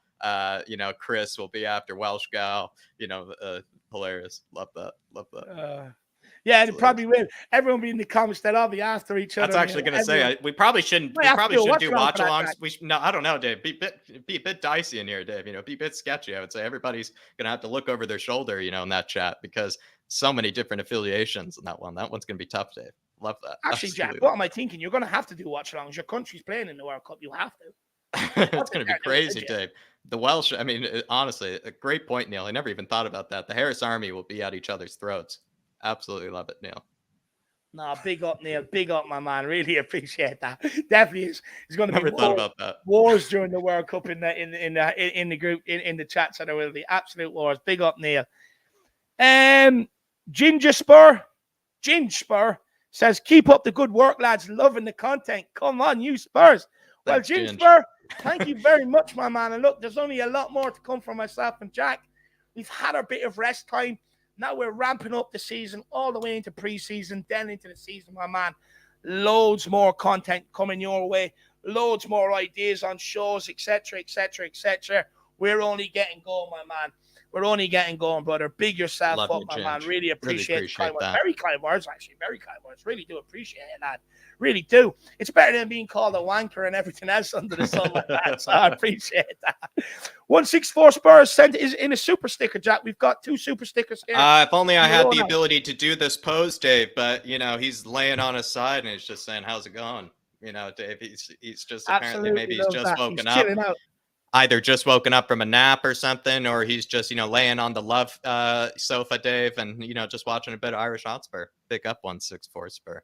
Big up, my man. Cool and relaxed. Absolutely vibing out. Absolutely vibing out. Vibing out with a Coors Light. Big up 164 Spur, my man. Really appreciate the support, brother. We've got Sebas Wolfjack. With a big thumbs up. Big thumbs up. I think he liked your answer, Dave. Do you know what we need to do, Jack? We need to buy one of them big finger foams. So anytime someone does that, we just bring up the finger foam. So we do. Big up, Sebas Wolf. That's what we need. We really do. I'm a big kid at heart. I even went to the Ireland game the other day and got a new flag. It's absolutely unbelievable. I can't help. I'm a big kid. I am a big kid. Big up, Sebas. Moondog says, for me, Rivellino, watching him in the World Cups. Way beyond my time, Moondog. Way beyond mine. I don't have gray hair. I thought at first he meant Rivaldo. But I've never even heard of Rivellino, which just is, I'm sorry, Moondog. Just showing that shows my embarrassment and how young I am, Moondog. And you can shame me out for it. Like I said, feel free to roast me in the comments, everybody. I'm going to be honest, never even heard of him, and that's how young I am. I've heard of Socrates, though. You know, Socrates from those old Brazilian teams. Socrates, of course, is one of the best players people have ever seen for a long time, but Rivellino have not heard of, unfortunately. I'm going to be honest. I probably shouldn't have said anything. What am I even doing, Moondog? Probably shouldn't have even said anything. Now I'm on Moondog's bad side. Now I'm on his bad side. Oh, you are. Everybody abuse Jack for not knowing who he is. He says, I've never seen anyone make a ball bend like Rivellino. Oh, big up, my man. Look, I know. Wish I could say that, Moondog. Big up, Moondog, though, my man. Big up. Everybody, though, keep abusing Jack in the comments for not knowing much about Rivellino. I'll be honest, I actually don't know too much about him either. But big up, Moondog, my man. Big yourself up. I'm sorry, we don't know too much. We just know that he was, 1966 to 78. I mean, Moondog, come on, man. How am I supposed to remember? He's a scholar, Dave. He's a scholar.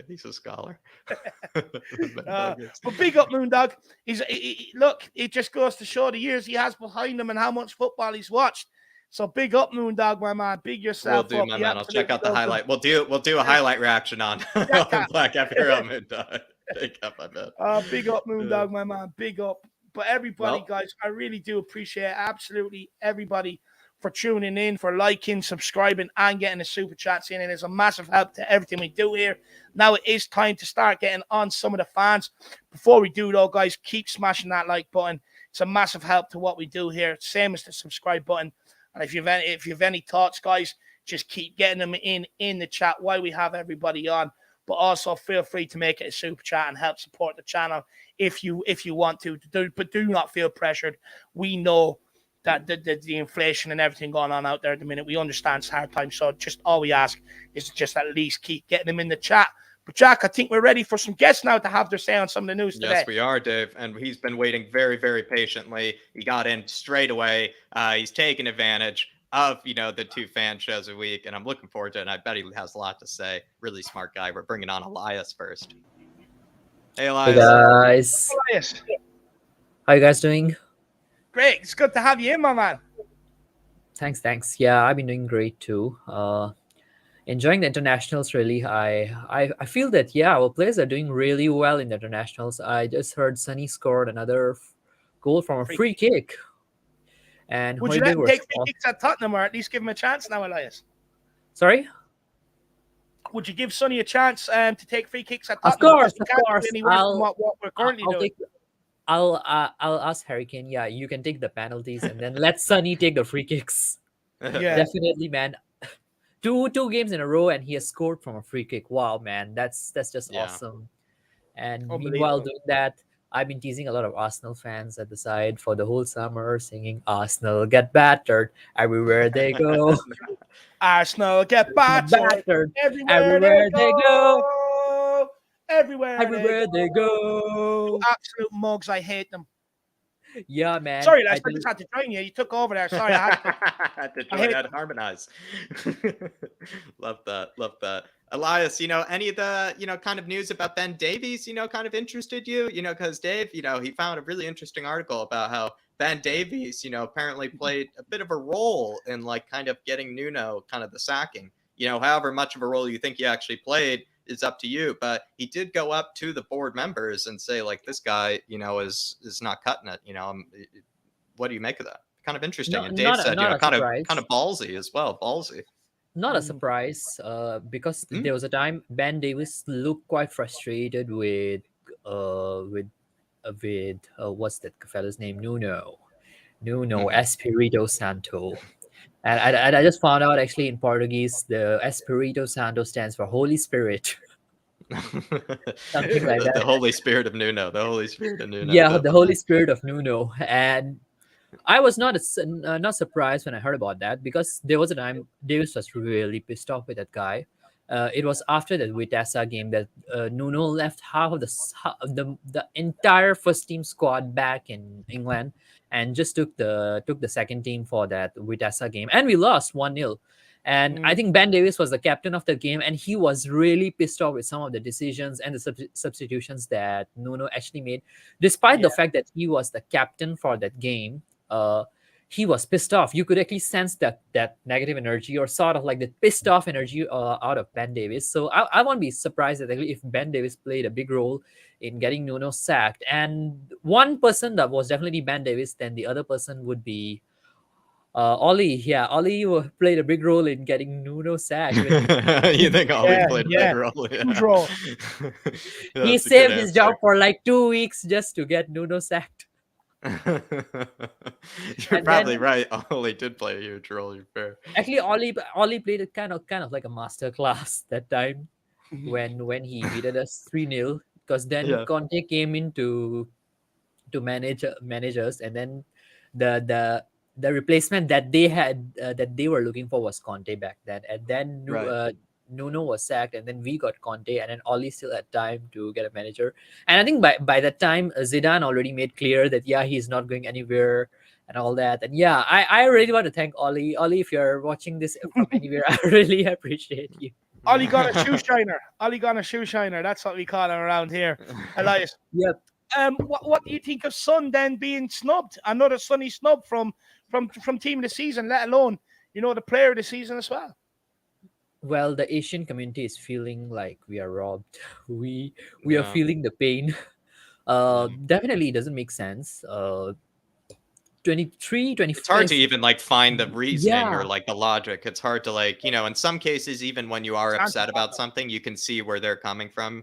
Sometimes, Elias, but in this case, you can't even rationalize there's no way you can justify that. Like, that guy scored 23 or 24 goals without a single penalty. He has been a key. He has been a key performer in not just in scoring goals, scoring assists, and he has been a great leader inside of the team. You see a very positive attitude from Sonny whenever he goes for the interviews. And I think only the one time I've seen him pissed off was that game he was sort of subbed off.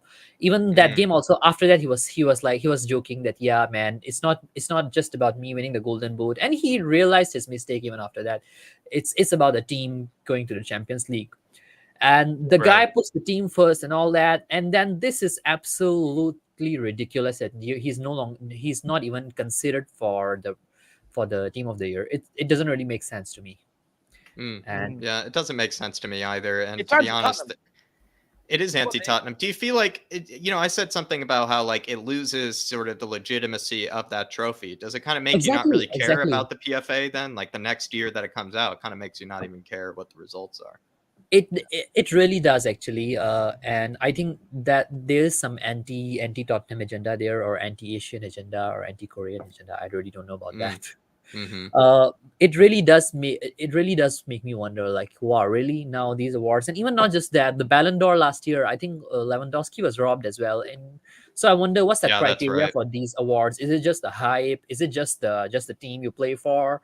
It's almost like you got to know a guy, Elias. It's like you got to know a guy within the, in the system. Messi clearly paying somebody in the Ballon d'Or. Messi had you see players walk around with new watches in around voting time, then someone's dishing out some bribes somewhere. Definitely. I mean, it's clearly obvious. Messi had a shit season just compared to Lewandowski, and he won the Ballon d'Or last year. Sure. We were annoyed, actually. I mean, no disgrace to Messi. Messi is one of my favorite players. I would love to see him in a Tottenham shirt one day if it happens. What did they even do, though? You're even right, Elias. They also delayed the Ballon d'Or. They actually didn't do a Ballon d'Or the year that Lewandowski should have won it, and then the following year they still gave it to Messi when he didn't deserve it. But in the case of Sonny, though, do you see Sonny using this as a bit of motivation? Because some people, I saw someone on Twitter today say, which I thought was quite. Just quickly, Jack, a bit of news that's kind of ongoing. There's a lot of reports saying Jed Spence is expected to be a Spurs player in the coming days. Wow. Yep, I saw that news as well. Like within next 2 days, I think Jed Spence will be with us. Quite a few. Actually, we are linked with quite a few players and youngsters specifically. I saw we are linked with one Ukrainian centre back, Elias. I haven't watched this guy. Yeah, he he young was guy. in one of my Ukrainian, like a long time ago. I made a video about some of the Ukrainian players that might actually get big moves to bigger clubs, and Zabarny is one of them. Actually, he actually looked quite good even in the most recent games versus Wales in Scotland. He looks like a good ball playing sort of center back. To be fair. Yeah, so I've only seen him play twice. Yeah, so they're quite a good few good players. But I was just gonna say earlier we were talking about this other guy from RB Leipzig. I don't think we should Gvardiol. I don't think we should spend that amount of money on a defender. Yeah, 80 million is just crazy. You are like, in that much you can buy like a class striker. Really, you can. That's half of your 150 million too. Yeah, it's true. It's like I think Holland to Man City, that cost was even lesser than that. I think it was only like 70 million or something like that. You can actually buy a world-class striker for that amount of money. So I don't think we should be spending that amount of money on a left side and center back. And yet we are still linked with Kostic. And Bastoni deal I don't think is really off. I was reading some news yesterday that which actually says that if Inter doesn't want to release Bastoni, then Conte would hijack Bremer, because Inter is also linked with Bremer, and I like that from the manager, and I think this is like that kind of like the bad guy out in the market who's like threatening everybody. If you don't give me that guy, I'm gonna take that guy. Who's on my list. So what do you make of the fact that Inter have so many things that are like interconnected, right? So it's like in order to get Bremer in, they need to move Bastoni and Skriniar. And they're also linked with Dybala, and they need the money. Lukaku might come back. Mkhitaryan just signed on a free. I think also that Robin Gosens transfer they still need to pay. So they have some money that you need to move around. And wasn't it last year or just recently this year we were hearing news about they're having financial circumstances within the club as well. Huge. So they really need the money. So I don't think Bastoni deal is still off. I would still love to see that happening. But if let's say in the end we get a player like Pau Torres, I will be okay with that even. 70 million? Yeah, I know you said 80 million was too much for Gvardiol. Would you throw 70 million at Bastoni? That's the reported one they might say yes. Actually, even that is a bit too much. But I was reading some news yesterday that we are giving them Sanchez plus like something about 39 million plus Sanchez. There's some. Dave, you hear that deal? Sanchez plus 39 million. Sanchez plus 39 million. That's also quite a lot of money actually. And I was like, no, I think we should keep Sanchez if we can, unless if let's say you want to get Gvardiol, then maybe Sanchez deal might make sense, but not for Bastoni, I'll say, because Bastoni still. You see, the problem with that guy is he doesn't want to leave Inter right now. Then he comes in, he's a young guy, he's not really ready for that. You pay that amount of money, and then he's kind of like homesick, or he just doesn't settle well in and all that. We might face that kind of scenario. Then there are other problems. So I don't think that we should spend that amount of money even on Bastoni. But if you can get him like something below 70 in a decent deal, I wouldn't mind that. But still, I mean, defenders, I don't know what's the hype about the Italian defenders. It just seems to be the hype, I feel. Yeah, I think they're just historically Italian defenders just historically just always been very, very good, and in fact even the best of all time in a lot of cases. So I think there's a good track record there. Dave, I have been hogging the questions though. What do you want to say to Elias? No, look, I just want to kind of give after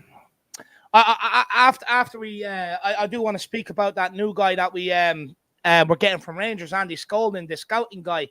Very interesting with some of the players that he has recruited for Rangers in terms of their resurgence and the way they even got to the Europa League final, which is huge for a team from Scotland. So I do want to talk about him in a brief bit. A couple of people have mentioned him in the comments, and I've jogged my memory on that as well. But I mean, Elias,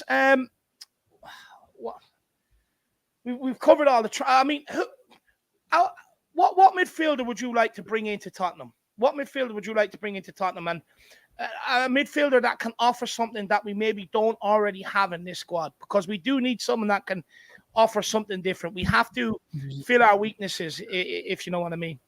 You mean like the type of midfielder or a particular name you're looking for? No, like what? Yeah, type. Give me a type. Like what attributes do a midfielder need to have in order for us to bring him in here this summer? I think for our style of football, as we all know, we are currently looking at 3-4-3 with the kind of attack we already have. We are currently well settled in a 3-4-3 formation. So I would want to see a midfielder who can pass the ball very very quick. Yes. Can pass the ball very quick. Is good with the ball and without the ball. That's one thing definitely you need. And the guy who doesn't leave the ball very easily. So let's just take an example. For example, Ericsson. I would like someone like Ericsson, someone who is more attacking, can play like can give you like long passes. But Ericsson, the problem is he can sometimes leave the ball. He can just sometimes lose the ball because he kind of like, okay, he doesn't pass very quickly. He needs to kind of like find the range, find the man, find the run. And sometimes in the midst of all that, he can actually lose the ball very often. So I would want to see someone like Bentancur, Mixture, Ericsson sort of guy who can actually make quick passes. You can say someone who is kind of like a box to box / attacking creative midfielder. But I guess we don't have many options like that in the market. But I was looking at that Brazilian guy that we are linked with. What's his name? Dodo. Yeah, he is sort of like that kind of guy, the box to box / attacking midfielder. Oh, you're talking about Paquetá. Yeah, you are talking about. Sorry. Yeah, I'm talking about Paquetá. Yeah. What do you think of him? Have you heard enough? Have you heard anything about him? What do you like about him? I've just watched him like play very. Because I usually don't watch too much of the South American football, so I haven't watched him much. But as far as I've heard of him, we're a strong guy, on and off the ball. And definitely, he's actually quite a tall, creative midfielder as well. Like, I think he's like 6 feet, like 6'1", even. If I'm not mistaken. And I think if let's say if we pair him up with Bentancur and Højbjerg, I think our midfield currently in air would improve a lot, because that's something that we were lacking before Bentancur came in. So if we have a guy like that, then definitely our midfield will be like, you have somebody who can dominate the midfield in the air as well. And definitely, as I just said, he's quick on the feet, he's quick on the passes, and if we can secure the deal, I think we are good. But I saw the news that Chelsea is also in the race to sign him. Is it Chelsea or is it Man United? It's Newcastle. Yeah, it's for Paquetá. It's Newcastle. Sorry. That would make sense because they just got Bruno Guimaraes, away from Lyon. Maybe they bring his teammate, and probably Paquetá. You kind of see that role being available to him there, maybe at Newcastle, whereas with Spurs, be tougher competition, maybe. Yeah, for Spurs, I think definitely there's going to be a tougher competition. You have Bentancur, you have Højbjerg, but Højbjerg has gone like really. I think he's really upping his game right now. And I think Ellie would be very happy with me saying that. She'd be absolutely buzzing, Elias. But look, maybe last question for you, if unless Jack has any. Jed Spence. I mean, it does look like it is going to be done. It does look like we're coming in. He is coming in. I'm not surprised. It's a player that we've been linked with for quite some time now. I mean, what's your thoughts on the deal? There's a lot of mixed reviews around the fan base. Some saying they want somebody ready for the here and now, especially on that position. Also saying that maybe, look, Spence, he's too young. It's more of a project player. What's your thoughts on Jed Spence coming in? Because for me, I think if we're going to keep Doherty, I think bringing in someone like Jed Spence maybe isn't a bad idea if Doherty is your first choice. But what's your thoughts, Elias? And you've got to call him Jed. I watched Jed Spence a couple of times. Good player. Definitely, he will need someone like Doherty, or even I'll say someone like Perisic to kind of like mentor him, watch few games and all that, and see. But I'm not too sure if he is somebody who can really bring in what we need currently in that right wing back position. Yeah. But like, what are the options that we have in the market, Jack? Since you're Dodo. reacting, we have very few options in the market currently available for the right wing back, unless you go for someone like Hakimi, and I think Hakimi is already being scouted by some Italian clubs. So I don't think that kind of deal would work for us. The amount of money PSG pays and the amount of money we pay to in our Yeah, wages. What do you it's think true. of Dodo then as an alternative option? The guy from Shakhtar, Dodo, I have not Dodo watched or him whatever you before. want to You call it. don't need to. I think, some people have been able to see Shakhtar games. Some people are not able to see Shakhtar games. But Dodo is someone else that Dave and I randomly are actually big fans of. I think we're big fans of his, Elias, because we kind of think that he'd be really good at kind of being able to get up and down, extremely well. But he's also kind of like, he's very, very small and kind of like almost like a bunny rabbit sort of kind of player where he's just like Like kind of Angolo very Conte, kind of sort small. of, but like he's just very tricky because he's so kind of like agile and like small, and he can get by players because of that. And he has this hilarious cutback that David pointed out that he does like every single time. He'll take it into the box and he just fools every How is player his with the same cut. how's his crossing ability? He's That's good. kind of what it's He's very good. good actually. His delivery is very good, and his His end product all around, Jack. Passing, crossing, shooting, or like you're saying, that famous little chop back he loves. His end product is very good. Now, look, don't get me wrong. Will he reach the same numbers coming to a Premier League team? No, he's not going to reach the same numbers he's reaching in Ukrainian league. Yeah. But I look at this guy, and I don't know whether you agree with this or not, Jack. I was saying it kind of Danny Kiriakou on Twitter last night. But for me, it's only a matter of time before one of the big clubs come calling, and when they do, everybody will be talking about the guy. Yeah, absolutely. I think that's a good way to put it there, Dave. He actually sort of has like, I don't know, like what sort of like there is a fullback out there that he is sort of like similar to, like just kind of relentless and a bit like kind of just constant and tenacious. But in the Do you case mean of I'm as stingy as Levy? maybe they're thinking that you could replace Levy. Who knows, Elias? But Dodo, I would just say I would like us to go after him, but yeah, it's tough. I don't really see it happening. Maybe we go for Spence and Dodo. Who knows? That could be possible, but I don't Yeah, think and so. sell I Emerson. doubt maybe. it though. Yeah, I doubt it though. So with Spence, like, does that mean though, Elias? Like, maybe this is the last question. Does that mean that maybe Spurs are confident that he can like challenge for the first team? Because some people think he can't, but I maybe think Spurs now think he can. is given Spurs, maybe they are looking for an English player, perhaps because That they are confident in. they're confident in, because if Winks go, and then if some other if a couple of other English players in our team they were to leave, then we definitely You need need to to balance replace that them. English Yeah. number of players in the squad as well. So I would say that, yeah, maybe we are looking at that from that angle more, rather than the quality expected. But overall, Jed Spence, he's not a bad player if you compare him to like Emerson. He's kind of similar to Emerson in his runs and all that. He can make some good crosses and all that, but I don't think he will settle in Premier League very soon. Uh, yeah. Do you know what? It's a tough one. It's a tough one. Do you know what? I disagree. I actually think the fact that we're bringing the guy in before preseason starts gives him the very best chance to hit the ground running. It also gives Conte time to work with him. Conte took Hakimi from Real Madrid at a young age, developed him into the player he is. He gave Victor Moses a career at Chelsea, then brought him to Inter Milan. He took him from Dortmund. Hakimi developed his time at Dortmund.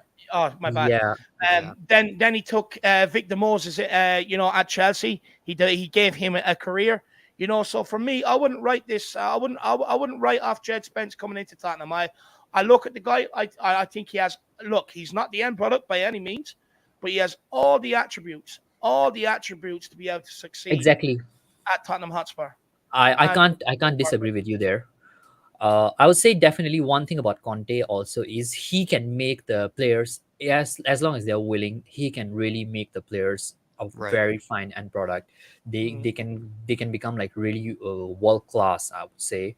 Like you can see the way he has transformed Dyer in the previous few months. Like he has even transformed player like Sessegnon in the previous few months, and they were nowhere like where Jed Spence is currently. I think where Dyer or Sessegnon were before Conte came in, they were not there to they were not even at that quality. But now you can see them actually, they are like fine quality players that actually you can put in a squad that can actually challenge the attackers from Liverpool, from City, and they have been performing well.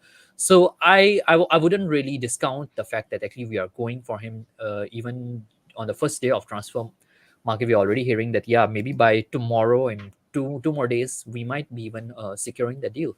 So I'm absolutely for it.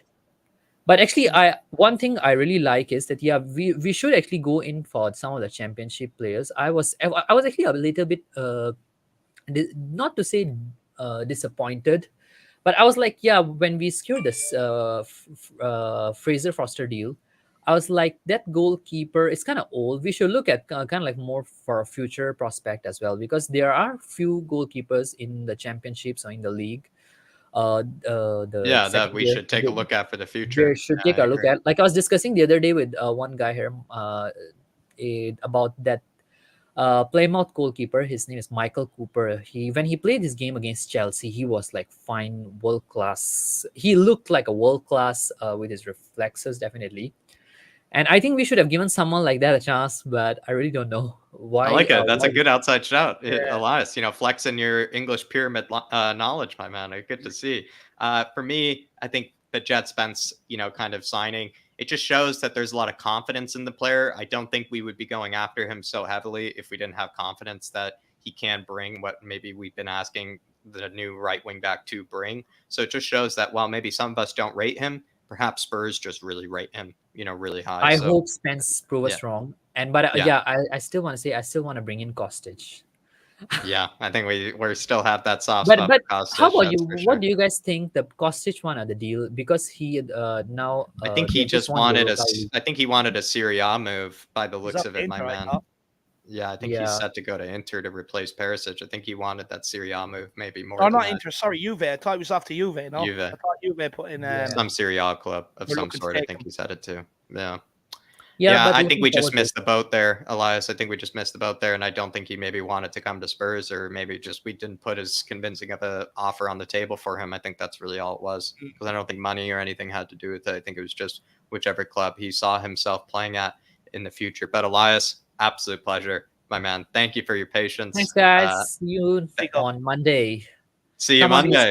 Thanks for your patience as well. And thanks for kicking it off, my man. Absolutely got us off on the right foot, I would say here. Answered all the questions really well, too, my man. So hope you see you Monday. We'll see you soon. See you. Catch you, Elias. Everybody give Elias a lot of love in the comments. Absolutely brilliant. Good discussion with Elias. But look, we go from one legend to another. Let's get him on. And it is the one and only Straight Talking Amir.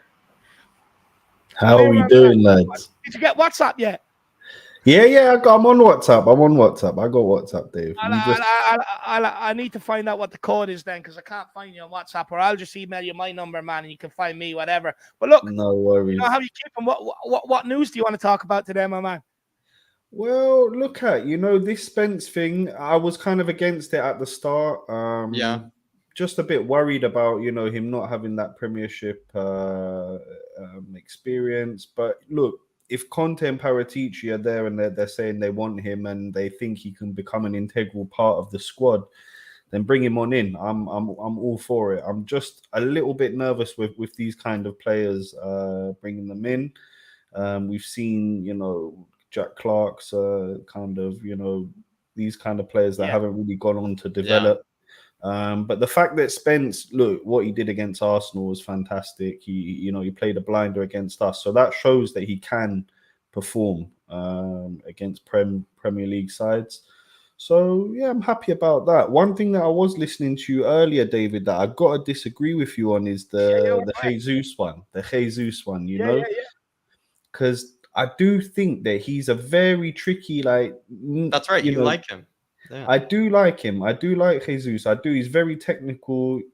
He knows where the goal is. He can finish. And he's also very good at assisting. I think he got nearly 9 assists last season. So if he can come in and be...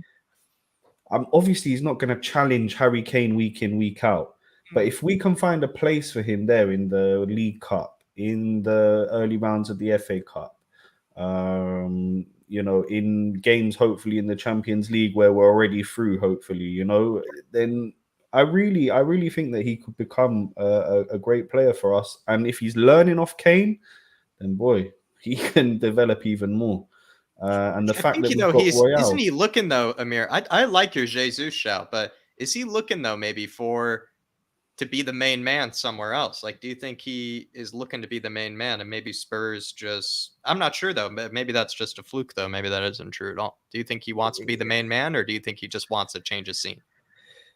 It's hard to know what's going through these players' minds. Yeah, if true. it was me, I would want to be the main man, and I would want to try and find a club where I would be starting week in, week out.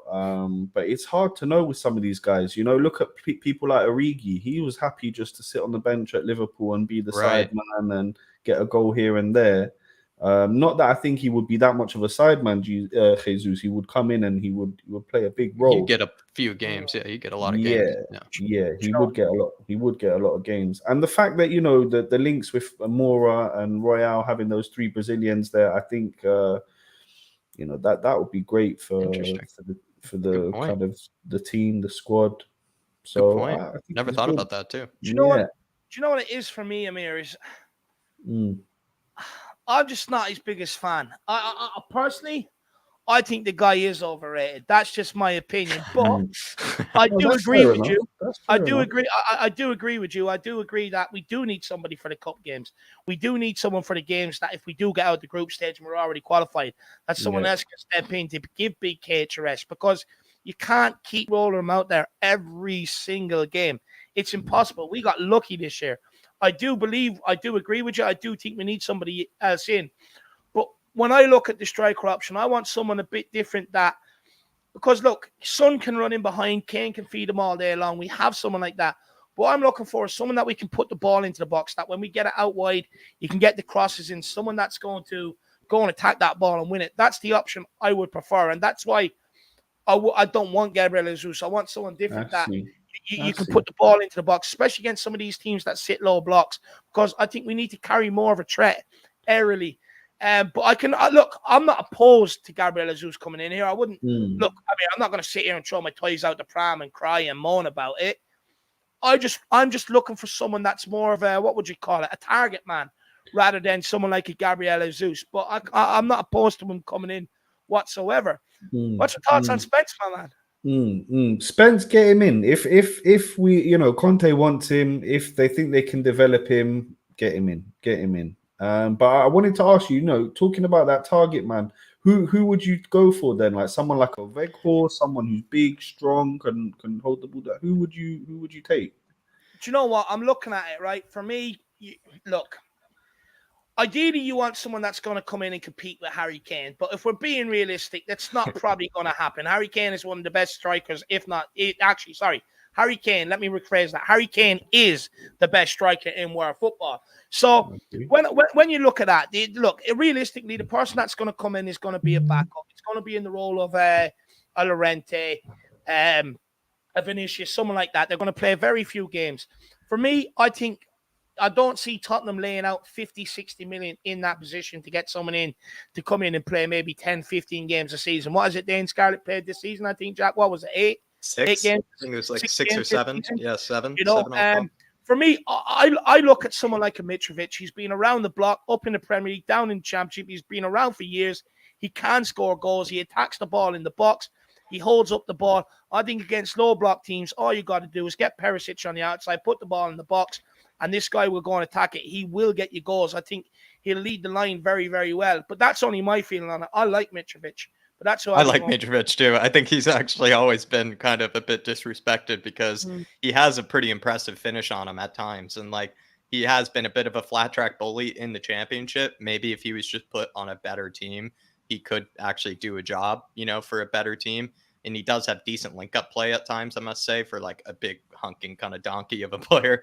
But for me, Amir, this sounds kind of crazy, but I feel like we should go for the hybrid of someone that will be almost as good as Kane or of that Kane quality in the future, but is maybe good enough now still, though, to give you kind of goals and stuff like that when you do need it. So a younger sort of replacement striker. To be fair, Jesus kind of is like that, you know, because Jesus is young, could maybe replace Kane in the future. But I would go for, and everybody from Flat Cap Euro knows what I mean, but I would go for this kid from Club Brugge, that guy Charles de Ketelaere, because I think he's the most similar to anybody like Kane, I think, in world football right now.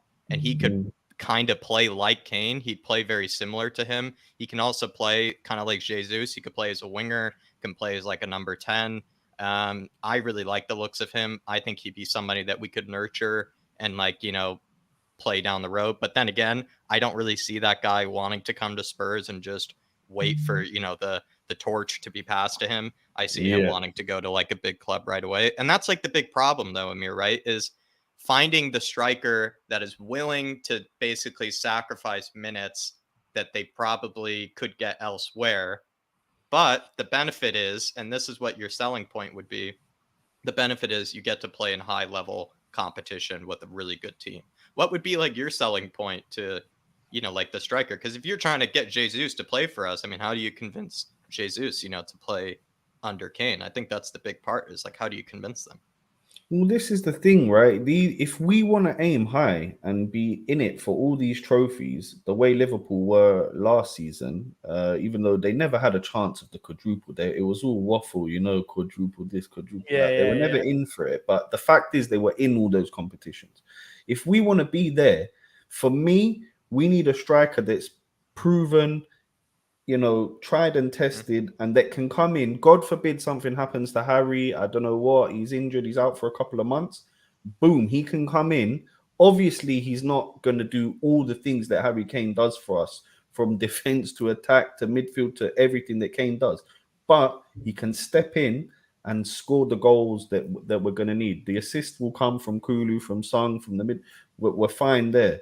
But we need to have someone there just in case, And, you know, we got to remember it's a World Cup season. They'll be going for his ankles in the World Cup. They'll be going. You probably want someone who's not going to be in the World Cup, actually, to be honest. Yeah, that's true.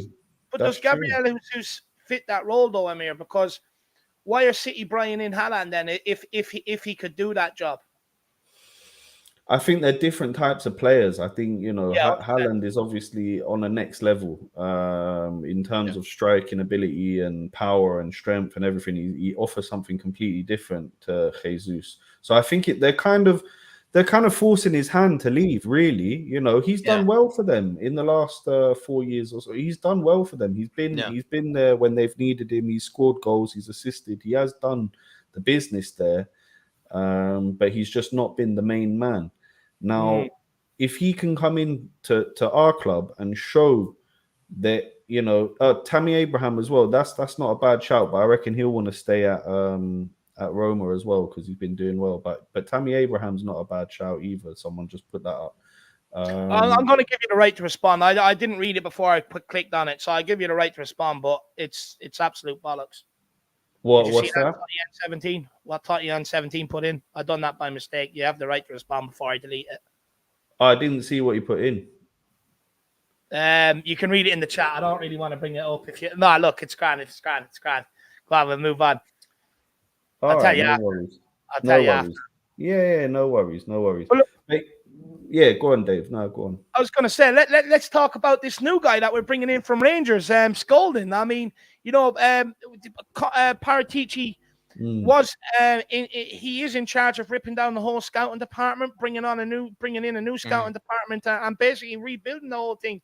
And it looks like this guy Scolding is the first guy that we're going to be bringing in that department. Andy Scolding, he was a massive part of Rangers. Like I said, he cast his eye over players like Calvin Bassey. He got your man Aribo from Charlton over there. He got that Ryan Kent as well. You know, and he managed to pull them. He managed to pull Ryan Kent from Liverpool, Calvin Bassey from the Leicester Academy, Joe Aribo, who was highly sought after from Charlton, helped form that Rangers team. He's also done various jobs in football for like Liverpool a few years ago. He's worked for the likes of Salford. I think he's also worked on some sort of like, I think I'm going to say the Olympic Committee. And he's well versed around football. But he will be brought in as a scout. He won't have anything to do with like in terms of negotiations or anything like that, Amir. So are you happy that we're starting to build that over the summer as well? Look, I'm delighted. I'm delighted because that's where we've been lacking so much over the last decade. We've brought in so many duds, unfortunately. And hopefully the tides have changed a little bit. And we saw in January the Kulu and Bentancur, who I didn't know much about, before they came in. Yeah. But boy, what an impact those two have made. Really, really. Without them, I don't think we would have got top 4. Yeah. Really glad that we're focusing on some of the off-field, behind the scenes things. That's, for me, it's fantastic. 100%. I think when you look at the players he brought to Rangers, right? He brought them in young. Bassey brought in young. Kent young. Joe Reba, was established down in League One and stuff like that, Championship, etc., etc. But he still managed to lure him over there when he could have easily went to another Championship club, lower Premier League sort of team. So the guy has an eye for young talent. And I think that'll be absolutely huge for us going forward. I think the fact that, hopefully now we'll start bringing in some of the best young talent from around the place, get them into the academy and get them on. And look, even if they don't work out, you still get a decent sell-on fee for them. Yeah. I think that's what this guy will bring to Tottenham Hotspur. I think when you look at the impact he'll have, I think it's going to be more of a long-term impact than an immediate impact. Yeah. But I think it's definitely a step in the right direction because he already got that guy in Perkins. Last season, Chris Perkins, to help with some of the underage players and help bring in some young kids into the academy and stuff like that. So it's definitely a step in the right direction, guys. Yeah, 100%. And I'm hoping, I haven't really heard much what's going on with Dane Scarlett and Alfie Devine and some of these other young talents. But they need to go out. For me, they need to be going out on loan and getting first team football day in, day out. So they can, develop like Kane did, at other clubs and then come back in and do the business for us. That's something that has worried me a little bit. Like I haven't really heard much of what's going on behind the scenes with regards to loaning out the young players and also the outgoings. I don't know if you lads have heard anything about, your kind of Winksies and players that we need to kind of get rid of. I haven't heard any deals in the making, but I just got to hope that Paratici's cooking. He's got to be cooking. He's cleaning at the same time. He's got to be cleaning. Get the ingredients out, my man. Get the ingredients out. Give him pasta, and he'll make you a carbonara, my man. He's well and truly cooking. The Don is here, my man. It's his time to shine, lad. It is. It really is. It really is. I'm excited, because I want to see what he does before pre-season to really see if he's changed the old Levy policy of waiting for the last minute and all that lot. And I want them to have a pre-season with the lads and then head up to Haifa in the north and go and see them on the 30th of July. So look, you have to do a Perisic report for us over there. Amir. I'm delighted about him. Delighted. In terms of these players out, though, I do want to speak about. Look, I'll be honest with you. I've maintained this all along. I think you're going to find it very hard to offload someone like Harry Winks for any sort of bit of decent cash. I just don't see, honestly. Whatever Premier League club comes in for him has zero ambition. They do not want to win games. It's that simple. For me, I'd be surprised to see someone come in for him. I'd be surprised to see someone come in for Ndombele. But this is where the club, for me, has to put pressure on them. This is where they have to make it known to them straight away. Find yourself a club, sort some sort of deal out, because you are not a part of the plans and you will just be hanging around here. You won't get game time. We now have to put pressure on them to find themselves leave. Because if you don't do that, that's where what's happened the last couple of years, where these players are hanging around, then they're not in the team, they're causing trouble, they're acting like a dickhead, etc., etc., etc. So for me, if no one's come in for them, and I give it another month, and if nobody still hasn't come in for them, you instruct them, you tell your agent, you need to find a new club. You are not part of the plans. Do you think we will find problems offloading some of these players, though, Amir? Or do you think that's just me just talking waffle? Look, it could be tricky to get what we want out of the deal, right? We'd want to recoup a nice bit on Ndombele because that was just this disgusting deal. Too much money and involved in it, just ridiculous. With Winky, we have to be reasonable. If we want 18 and someone gives us 14 and a half, we say thank you very much. There you go, Winky. On you go, and try and rejuvenate your career at Nottingham Forest or Palace or wherever else he's going to go, or if it's abroad, Real Betis, I don't know, wherever he wants to go. But we can't have these negative players in our squad. We have to have a squad that is all around Conte, that's ready to go, that's ready to battle week in, week out. And like Conte said, what we need is a team of killers. That's what he said he wanted his players to be, and that's what they need to be. If we want to bring back those glory days, bring back the trophies to the lane, that's what we're going to need. Simple as that. And even to that point, though, Amir, Franco Martini is saying here, bear in mind that Conte's priority is to add experience of winning to the squad, which connects to your killer sort of statement. He's saying, sure, he improves the players, but that is secondary to winning now. Do you actually maybe think that is going to be maybe more the focus, actually, sometimes? I know we're saying, like, oh, Pau Torres, he brings this, and I'm huge. Obviously, look at my channel, the most guilty of that sort of thing, breaking down the stats and whatnot. But do you feel like maybe Conte and Paratici, we sometimes forget they are going to look a huge part at the mental side of the player? Like, is he a winner? Will he buy into what I'm, trying to do here right away? Those sort of things, right? 100%, Jack. 100, and that's why Perisic he doesn't want another. I know Tanguy was bad on the field, but he was also bad in the dressing room, and that's bad everywhere. Bad everywhere. And they don't everywhere. Want that to happen again. You cannot have. Look at what's going on at United. Just look at what's going on up there. It's an absolute disgrace. It's a shambles. It's fantastic for us. Mm-hmm. But, hearing things from United fans, they're pulling their hair out, at the goings on up there. So it's key that we have winners in our squad. That's why Perisic is amazing to bring in. And that's why even Jesus that we were talking about before, the guy has won Premier Leagues, he knows what it's like to win. He's not going to want to lose. Yeah. He's not going to want to get to a final of a League Cup that he's won so many times before and bottle it, So good point. Yeah, bringing in those winners is key. No, it is key. It is key. Look, we are adding experience. We've done that with Perisic, natural winner.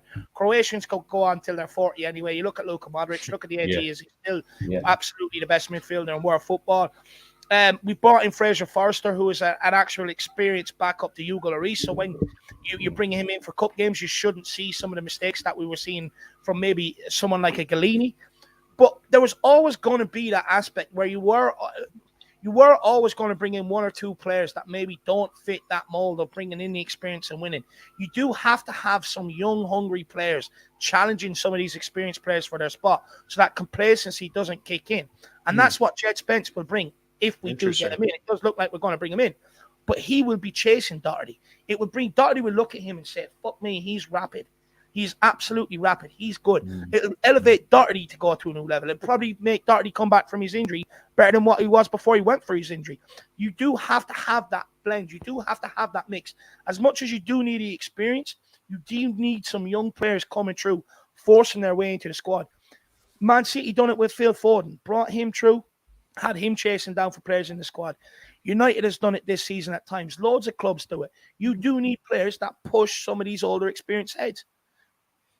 No, I completely agree with you there, Dave. That's something that we definitely need, and that's why Kulu's been such a star. Such a star. This kid, honestly, I'm so excited having him with us for the next few years. And I've seen him for Sweden playing in the net. He's just unbelievable. He's unbelievable. It's like his footballing brain. I don't want to go over the top and compare him to like a Paul Scholes or something, or someone who, just knew when to pass the ball, knew when to tackle, knew when to lay it off, and knew when to shoot.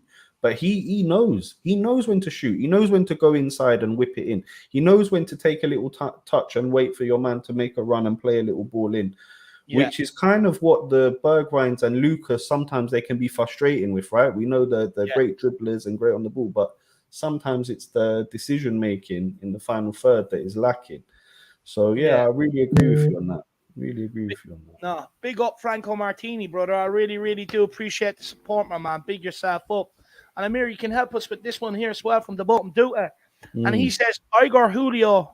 Or maybe we'll let Jack go off on this one first. I don't know if you know where this guy. Igor Julio has a pass success percentage of 91.9% versus Bastoni's 89.6%. Areas 1.5 versus Bastoni's 1.4.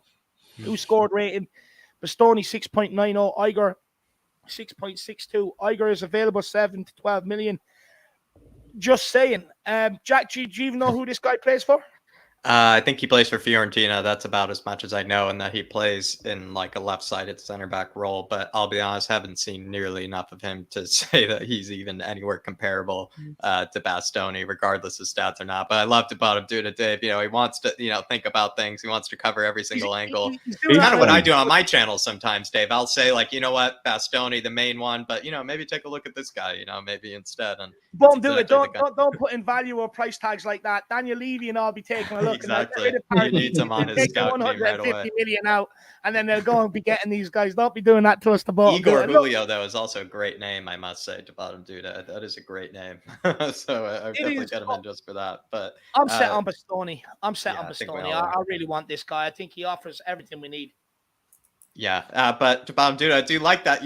Just sometimes, as much as we, put these players that we're going after on these ridiculous pedestal, who knows? Maybe Igor Julio is the Bastoni of the future, and maybe I'm not saying that we should, but had we maybe been in a different position this season, maybe not Champions League, perhaps this is the sort of player that we'd be looking at.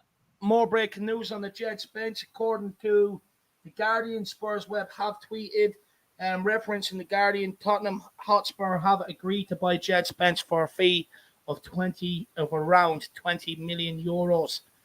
And that's coming from the Guardian. I'm just going to go and double check that. So you and Amir can keep talking for a minute. I'm just going to go and double check that. All I was going to finish there with the bottom dude, maybe if we were still battling Conference League, maybe even Europa League, Igor Julio is probably the guy we actually be looking at, to be fair. And maybe we say he's like the secret Bastoni, of the league. But now that we're in Champions League football, we're in a privileged position where we can go after the Bastonis of the world. We don't need to settle for the Igor Julios. But I get your point, bottom dude. I appreciate support, and I love those stats as well, my man. But what do you feel like? It seems like Jed Spence is happening, Amir. My thoughts on it is that, some people are not happy about Jed Spence, but you kind of think about it. It's like if Spurs have been pursuing this guy so actively, it means that they probably rate him maybe more than we probably rate him at the end of the day. Yeah, just quickly, the Guardian, it does say 20 million. Tottenham have agreed a deal. That's reports from the Guardian. Amir, we've been tracking this guy for feels like 5 to 6 months. I think we even had links to him in the January window at one stage. It just shows that maybe Spurs have been following this guy, and we've done our homework on this guy, and maybe we do really rate this guy. Yeah, look, if they know what they're doing and they've looked at all the scouting reports and they've they know what they're getting into, then I'm happy to bring him on into the squad. Again, what I was saying before, I'm just a little bit worried. We've got scorched in the past with bringing in players from the Championship. Even the likes of Rodon, who hasn't got much game time, even though when he plays for Wales, he looks fantastic. So I just wouldn't want that to be the case. I'd want him to come straight in and be battling for that first team position. And if he shows that he's capable, boom, get him in the first team. If he's improving the team, fantastic. It's just a matter of whether he can, elevate his game to that next level week in, week out in the Prem. He's young, so he's the ceiling still there, and he's got time to grow and develop with the squad and with Conte. And look, Conte is known for making wingbacks unbelievable. So if he wants him in, fantastic. Sounds like a great signing. It's just that I'm always a little bit nervous with players coming in either from the Championship or like the French league, or some of these leagues that they're just not as competitive as the Prem. Unfortunately, the French league, we've been burnt before. The Dutch league, we've been burnt before as well. Yeah. So it's just a little worry there. But we'll see. Hopefully I'll get to see him. So do you know what I will say? If there's any guy to develop a fullback, it's Antonio Conte. That's it. You look what he's done at Chelsea, you look what he's done at Inter. And for me, I think he's definitely the fullback whisperer. And it's exciting times. If he can get...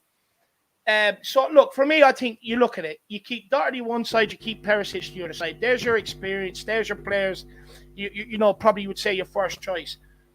But if he can develop Sessi on one side and Spence the other side, it's bringing you back to Walker and Danny Rose days, in my opinion. If he can get them to that sort of level, for me, I actually think it's very, very exciting that in a couple of years' time, maybe 2 years' time, that you'll have Session hopefully flying one side and Jed Spence the other. I think it's definitely exciting.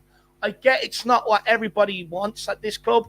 I get it's not that experienced guy, or it's not that world beater that everybody wants. But for me, I really like this guy. It's one that Tottenham have no doubt done their homework on. They've been tracking him for some time now.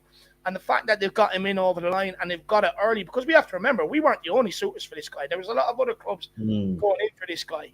I'm not opposed to it. I think it's a good deal.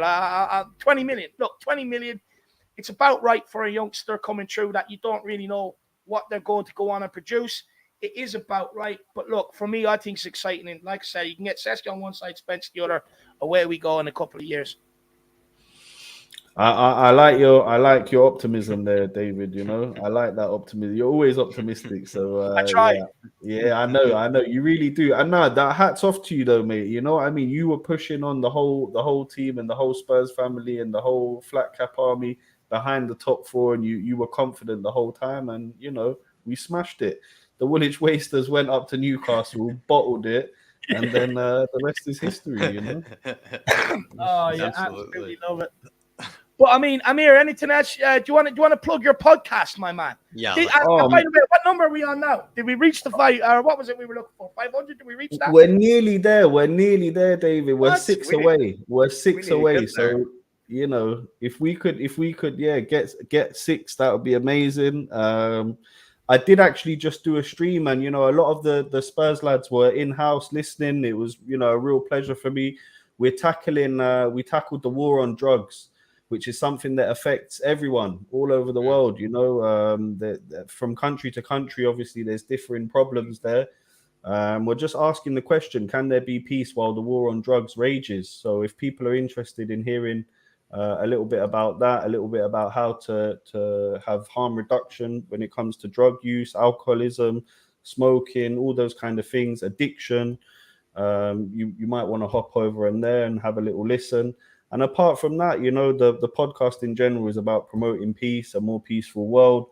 We got wars raging all over the world. Unfortunately, Putin and, you know, invading countries and you know, threatening other countries. And I just don't think we need to go down that line again. We had World War I, we had World War II, we had many before that.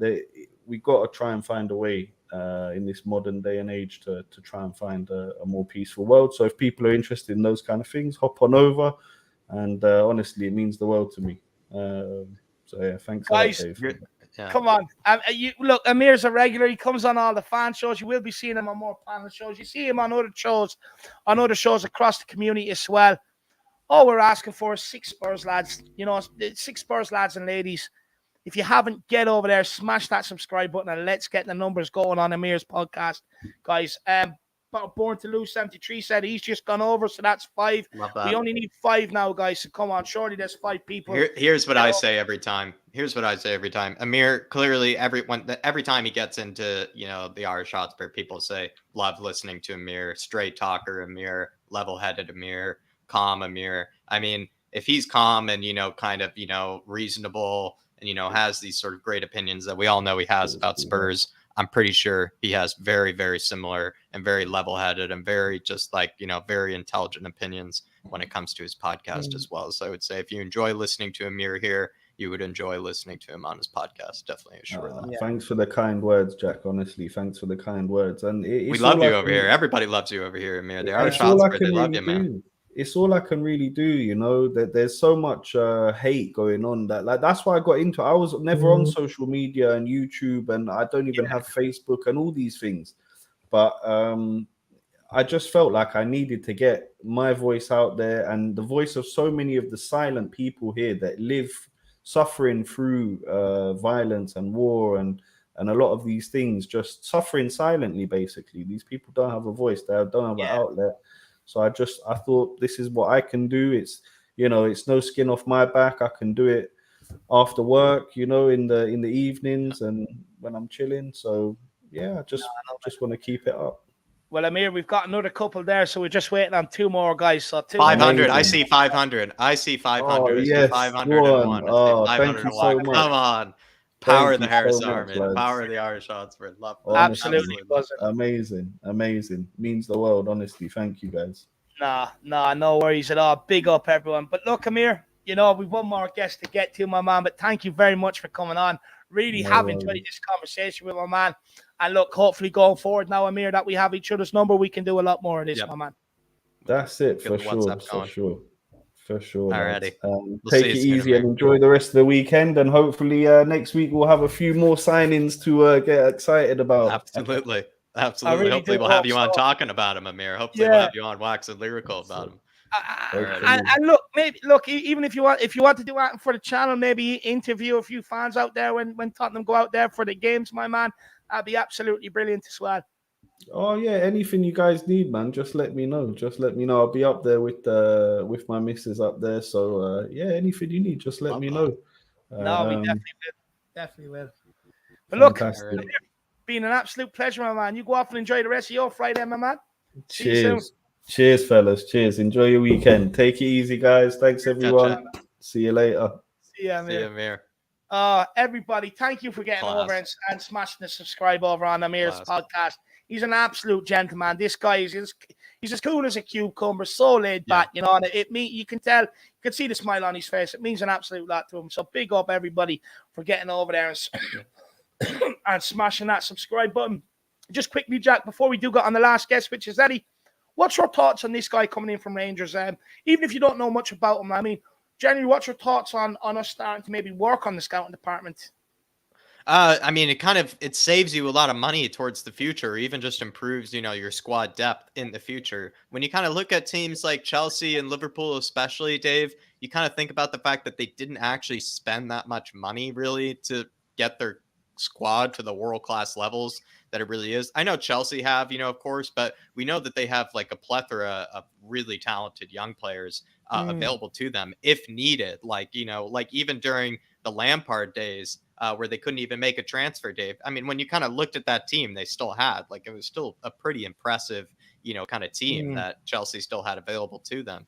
And if we have maybe a similar sort of scouting department to the likes of maybe a Liverpool, to the likes of maybe a Chelsea, it means that you can find, the De Bruynes and the Salahs and the even the Gallaghers and players like that of the future. You can find them early so that we don't have to spend 60, 70 million and, price negotiate with these players every single year. We can have these guys nice and early, and then maybe in the future we'll see them in kind of the squad and the substitutes, and then from who knows from there they'll be in the first team. So I don't know, Dave, just improves your squad depth massively, saves you a lot of money. I know some people don't care about saving us a lot of money, but at the end of the day, you would rather probably have someone like a Bastoni in your academy, or at least maybe scouted way ahead of time instead of, getting him when it's almost too late. So at least, I don't know, Dave, it's a great thing to see. And I would say with Rangers, just quickly as well, Aribo, I really like Aribo. Yeah. That was clearly really great signing. And then Calvin Bassey, if anybody watched his last few games of the Europa League, that guy honestly was looking like one of the best center backs in the world. He was looking that good at some stages. His recovery pace is absurd, absolutely absurd. Anybody that tried to run any sort of counterattack, he was just incredible at getting back, and his sort of effort and commitment was insane.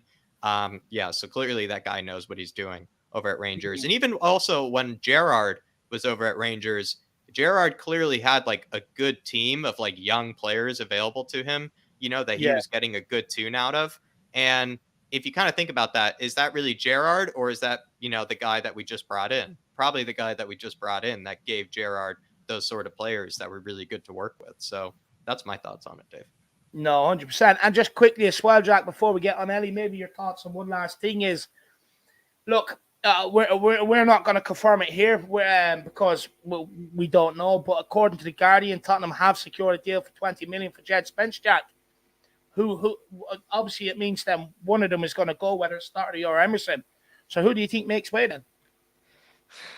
It's really interesting. Whereas I feel like it's okay. I'll answer it two ways. Emerson, you would see him going because he has sell-on value. like Emerson, we could probably almost recuperate close to the same fee that we bought him for originally, because he, at the end of the day, he had a decent season. He didn't have an unbelievable season, but he had a decent season with Spurs, one that didn't like probably lose his like value, I think, too much. Yeah. And so like people would probably see him as useful. The Atleticos of the world, the deep lying, low block teams could see Emerson as like a very useful player to them. So I could see him being able to be sold easier than Doherty, because Doherty, Dave, like he's 31, like halfway through next season. Like he has no sell on value. Like his next club is going to be, no offense to him, a Championship or League One. I think back to League of Ireland. And he's a very specialist kind of player. He doesn't play like, he only plays right wing back. And that's another kind of issue for him. So there's no sell on value with Doherty. But the problem there is, Dave, like with Spence and Doherty, are we going to then commit to having very attacking wingbacks and we don't want like a defensive fullback? That would be interesting. Because then we have only attacking options. Whereas if you keep Emerson and get rid of Doherty, you have Spence, who's clearly the attacking option.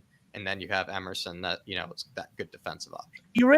You actually raised a very good point, Jack, because for me, I actually believe Emerson is a lot better defensively than Doherty. And look, I've watched Doherty for Wolves, I've watched him for Ireland, I've watched him for Tottenham, and I do think Emerson is better defensively. And I think you look at can you even get rid of Doherty is the other question. Can you even get rid of him? It'd be very interesting to see what we do. We might not even get both. We might keep the two and just develop Jed Spence over the course of the season. Who knows? But it's very interesting to see what happens now, what the choice is on Doherty and Emerson going forward. I'd miss either of them. I'd miss both of them, to be fair, if either of them go. Yeah, I would. Look, Emerson has given us one of the most iconic images of all time. He's like kind of a cult hero now. He's kind of become a bit of a cult hero in that way.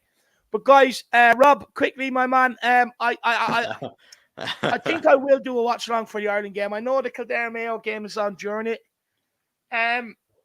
Look, first of all, I do want to see you in the chat, but please don't give me any score updates on the Kildare Mayo game, because I want to watch it after the Ireland game is finished, my man. But look, definitely we'll come in for banter. And I'm not supporting Mayo, my man. I'm supporting my county, the Lily Whites, Kildare Abu. My man, cannot wait. Big up, Rob. Big up, Rob. I'll try my best, my man. I'll try my best to be a neutral, but maybe a few shouts for the Mayo, my man. Big up, Rob. No, not happening. And guys, I'm going to give it one last plug before we get on the last guest of the evening. Everybody, keep smashing that like button if you want to see more of this content and you have enjoyed it today. Keep smashing that subscribe button, guys. The big push for 7K is on. Let's see if we can reach that before the season starts. Let's get up to 200 likes. At 187 right now. Let's get up to 200. Come on. Let's ramp that up to 200. Hopefully getting Ellie on. Hopefully she can charm them into getting us the last 13 we need. And guys, feel free to get in your super chats with your thoughts. Whether you agree, disagree, any questions for myself, Jack, Ellie, who's coming on. But guys, do not worry.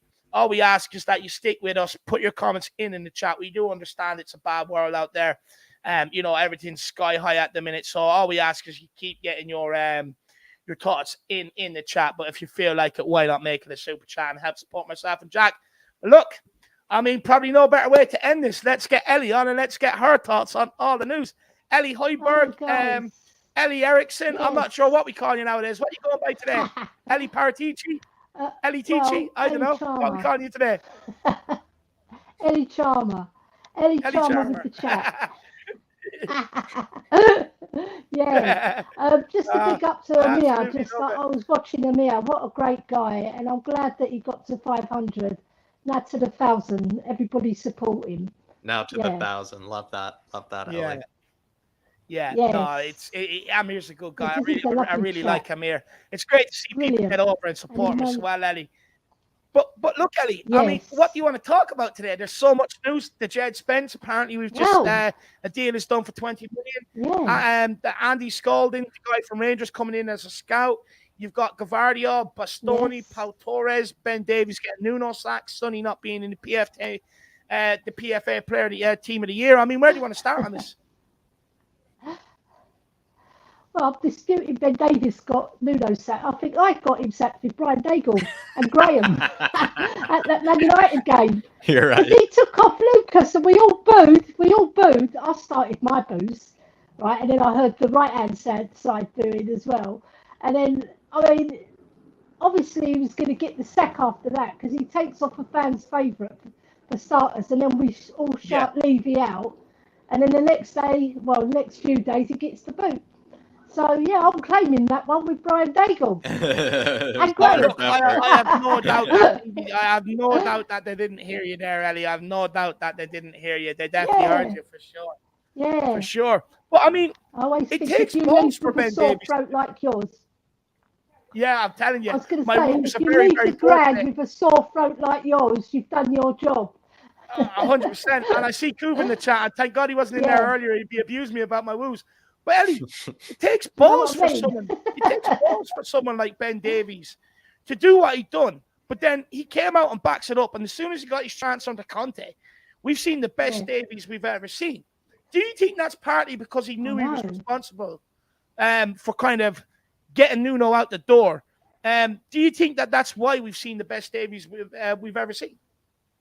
Because you can't really kick a manager out the door and then perform shit under the new one. Yes, true. But it's a bit of both, David. It's that and also the fact that Conte's the best coach you could ever ask for. Because he really particularly works on players to improve them. Every press conference he did, we need improvement.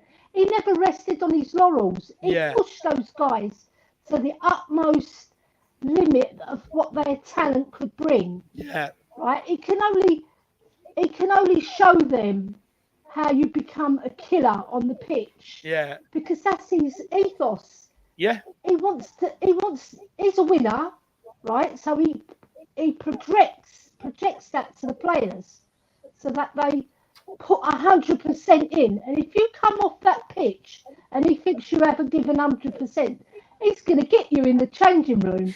He might wait a little while, but he'll get you. If he doesn't get you there, he'll get you on the training ground. Yeah. You know, because sometimes I heard Conte, he likes to calm down and then think about things because he's a very thoughtful guy. Yeah, he's very shrewd. He's very intelligent.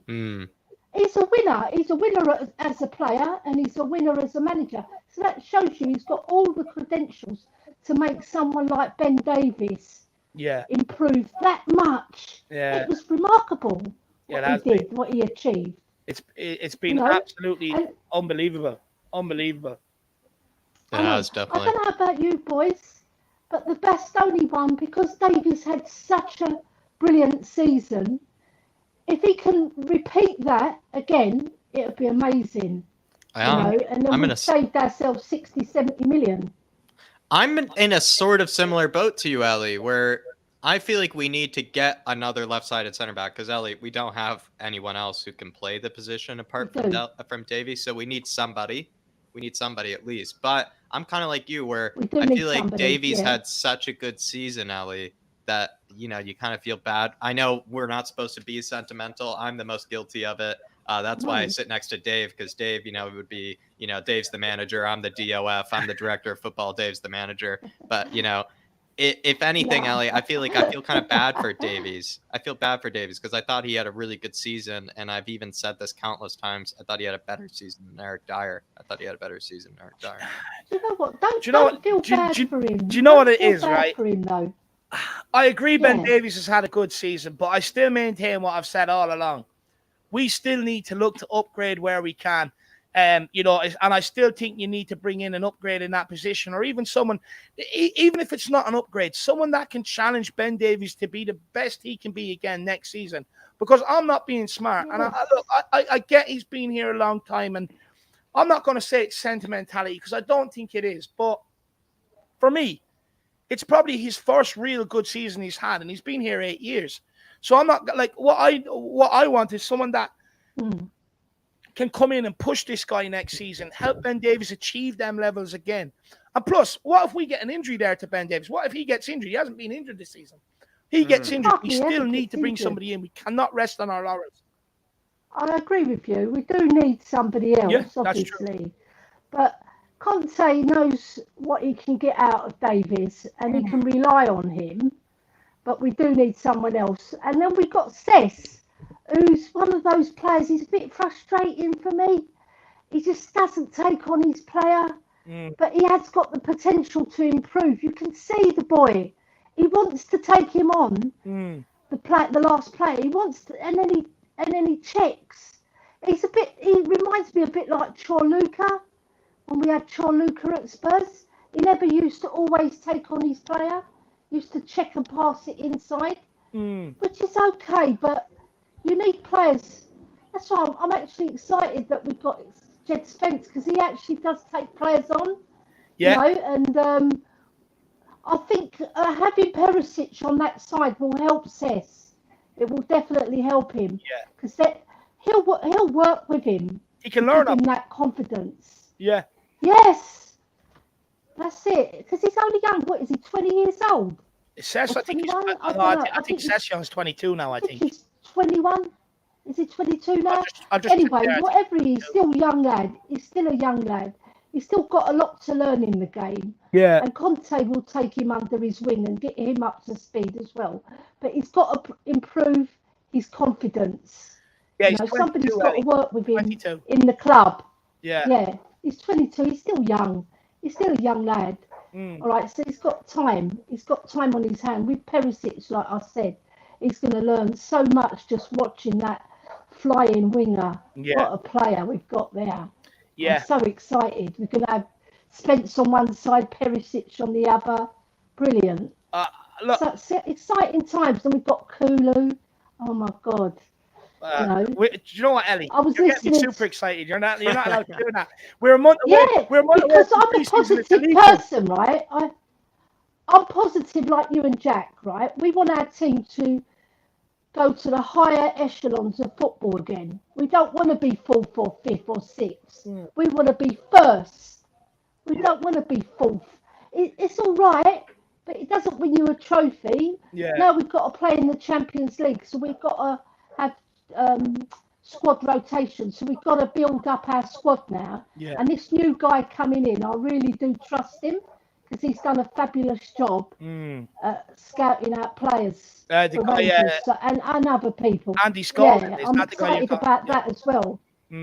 Well, what do you think you bring to Tottenham, though, Ellie? I mean, look, myself and Jack have given our thoughts on it. Like I was saying, I think it's going to be more. You'll see more of a long term of what this guy brings rather than an immediate impact. And Jack makes a good point. You look at some of the players he's brought in and stuff like that. I mean, Ellie, what's your thoughts on this guy? What do you think Andy Scolding can bring to Tottenham Hotspur scouting department? He's very meticulous when he's coming and he's scouting a player. He doesn't just do it with the eye. He does it with stats. Does it with run. Oh, you're after going on mute, Ellie.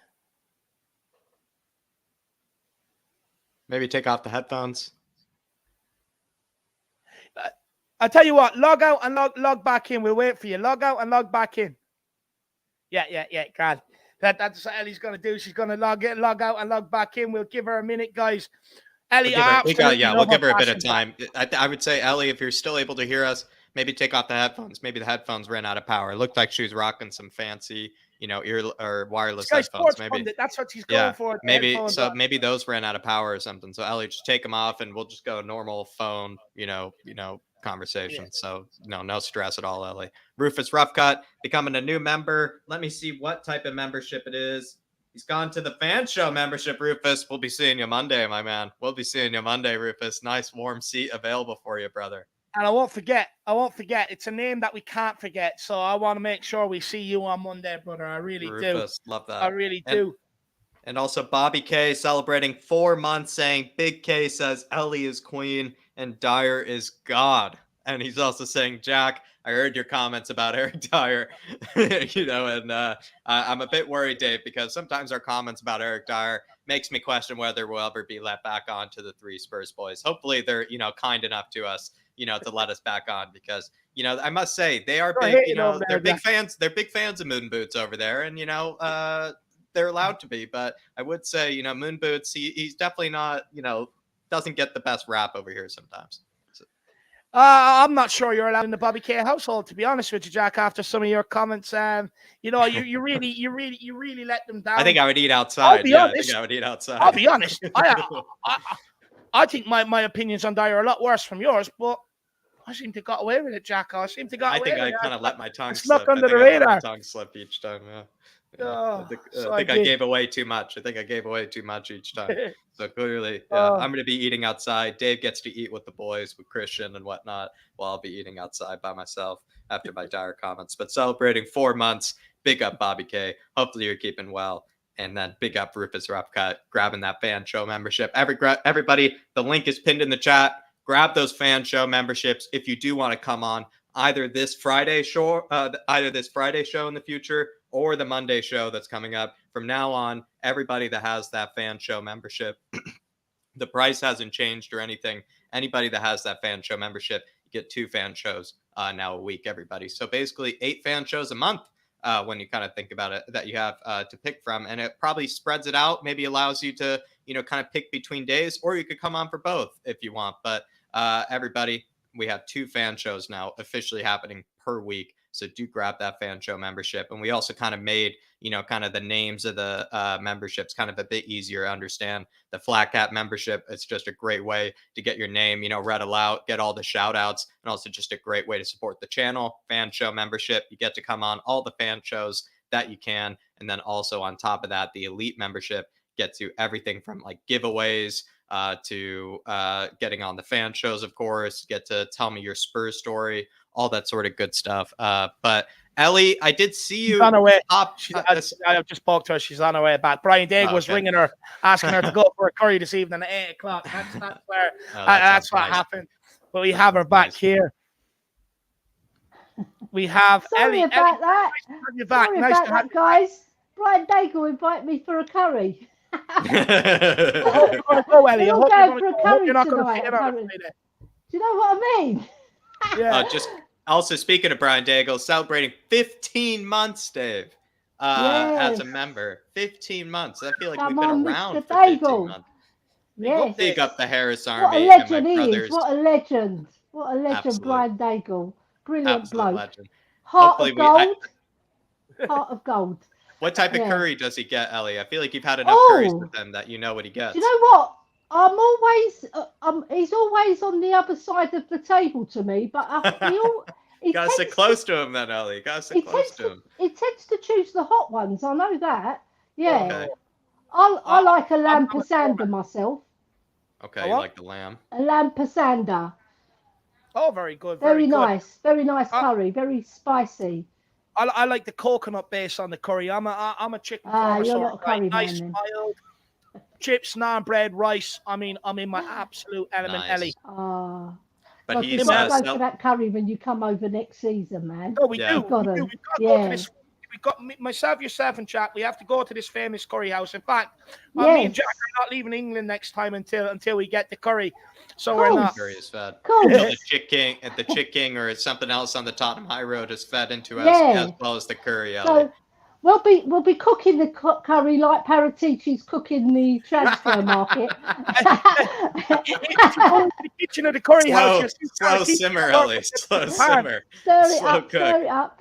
Yeah. I love it. So basically, I was just saying about the new guy who's come in, right?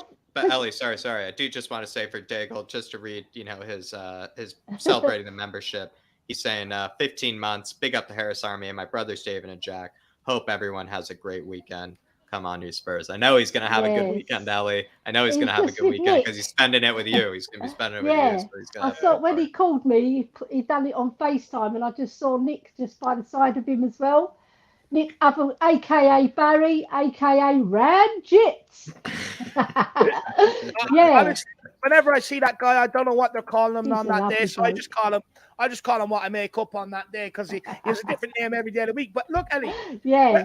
First of all, Daigle brothers. I mean, what was it, Jack? 17 months? 15 months? 15. 15. Absolutely incredible, Daigle. Big yourself up, my man. What an absolute legend. Franco Martino also quickly says, I see David's at chips with everything, man. Franco, ask anybody that knows me. I live off chips. I absolutely adore chips. Inhales them. Chips with a roast dinner, chips with a curry, chips with chili, chips with absolutely everything. It's not a dish without chips, my man. Big up Franco. But Ellie, you were in full flow. You were in full flow. Take it back to where you were, my dear. Yeah, basically, he's very meticulous about the players that he's scouting, and he does his homework. So that's why they've got him in. Because Liverpool, they, I don't know. There's lots of other sites that really go into how people look at stats and what systems they get in at the club. Now this guy, he's like a computer. He knows everything: running stats, strength, aerial ability. He started off his career as an analyst, Ellie, at Fulham before being part of the Liverpool team. Yes, see, so that's why they've got him in, because that's important in football to know. I know stats are not everything, but they can push you to that point where you're going to get that player to sign, put pen to paper, rather than another player who might seem better on the eye, but then when you look at his stats, he's not producing as much as the other player. So this guy is going to add value to our team, add value to our whole squad as a whole, and he'll be doing a lot of recommendations, and they'll be listening to him because they'll respect him, because he's come with the baggage that proves that he knows his stuff, So I'm excited about that recruitment as well. You know a lot about him, Ellie. Yes, I do. No, you do. Do you think that he's one of these scouts that bases his decisions not only off the C&I test but also off the stats that he puts up? Good question. He's one of these modern day guys then that the stats kind of lead him in the direction, and then he does the C&I test, and then size, seals, and delivered. Like he's more of a he won't bring in a player unless the stats are good, but it's kind of what I'm getting at. Yeah, he's a bit of both. I think he's well balanced, the guy. He knows his stuff. He's been in football a long time.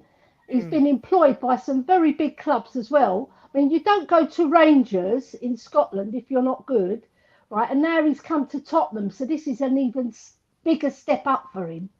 So it's his top chance to prove himself even further, and bring us the players that, are going to make a big difference to the next 5 to 10 years. Because we've been starved of trophies.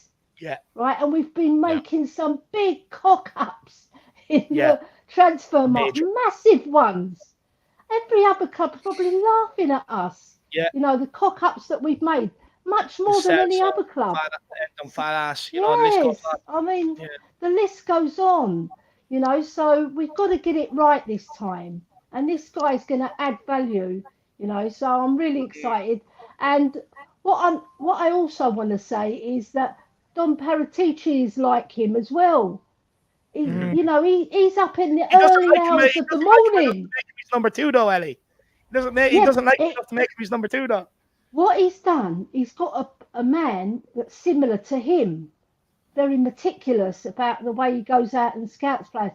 And I like Paratici because he goes for a lot of different players in different positions. Because you never know in this transfer market which club wants to sell, which one wants to keep. But we've got Jed Spence over the line, and that's like unheard of on the first day of the Brian Daigle must be like opening the champagne now. That's why he's going for a curry tonight, Ellie. That's why he's going for a curry. He's not used to this. You know what I mean? He's not used to it.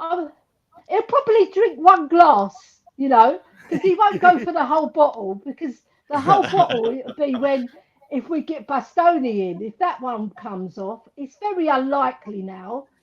Very, very unlikely.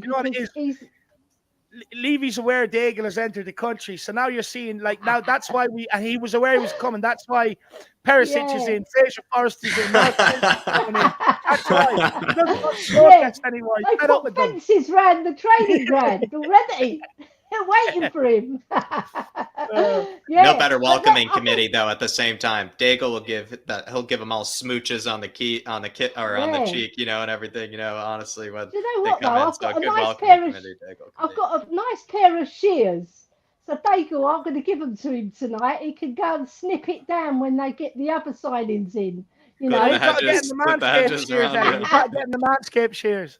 Yeah, get him the I love Manscaped Brian shears, Daigle. Ellie. He's brilliant. He's brilliant. Because what Brian Daigle is, he's a true passionate Spurs fan. He Spot wants on. the best for our club.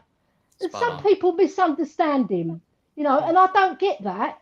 Because Yeah. if you want the best for your club, surely you want the owners to put in the wonga so that we Be can get the accountable. best players. Yeah, Yeah, to be be accountable, accountable. Yeah, of course. I agree, Ellie. Big up to Brian 100%. Daigle. Yeah. Ellie, have we spoke about Jed Spence? What do you think Jed Spence can bring to this Oh. Tottenham team? Well, The pace. Jedi. Yeah, pace, ability to go past the player. Yeah, he's a good dribbler. A lot of people are saying that he doesn't get a good ball in, but the clips that I've seen him and when I've watched him on TV, he does. Yeah. He's not the perfect player, but that's where Conte is going to work with him. They see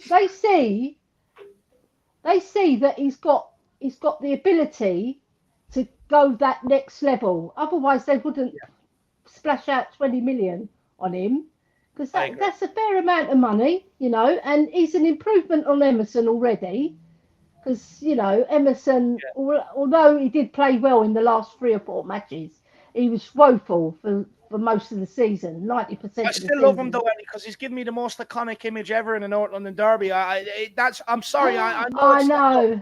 I know it goes against everything I say and everything I believe. But when it comes to this guy, just allow it once. Allow me to like him for holding the flare, celebrating a goal against North London derby. You've got to allow it. Well, I'll allow you that, David. Don't worry. I'm not an evil lady. I'm quite a nice lady. I'll even give you the flair. Right. We've got a have flair every time we're in the ground. Look, Conte's going to work on this boy, because he turned Victor Moses into a world beater. He's turned Davies into something that we never thought he could reach. Yeah. So let's see. Yeah. I'm excited, lads. I can't wait.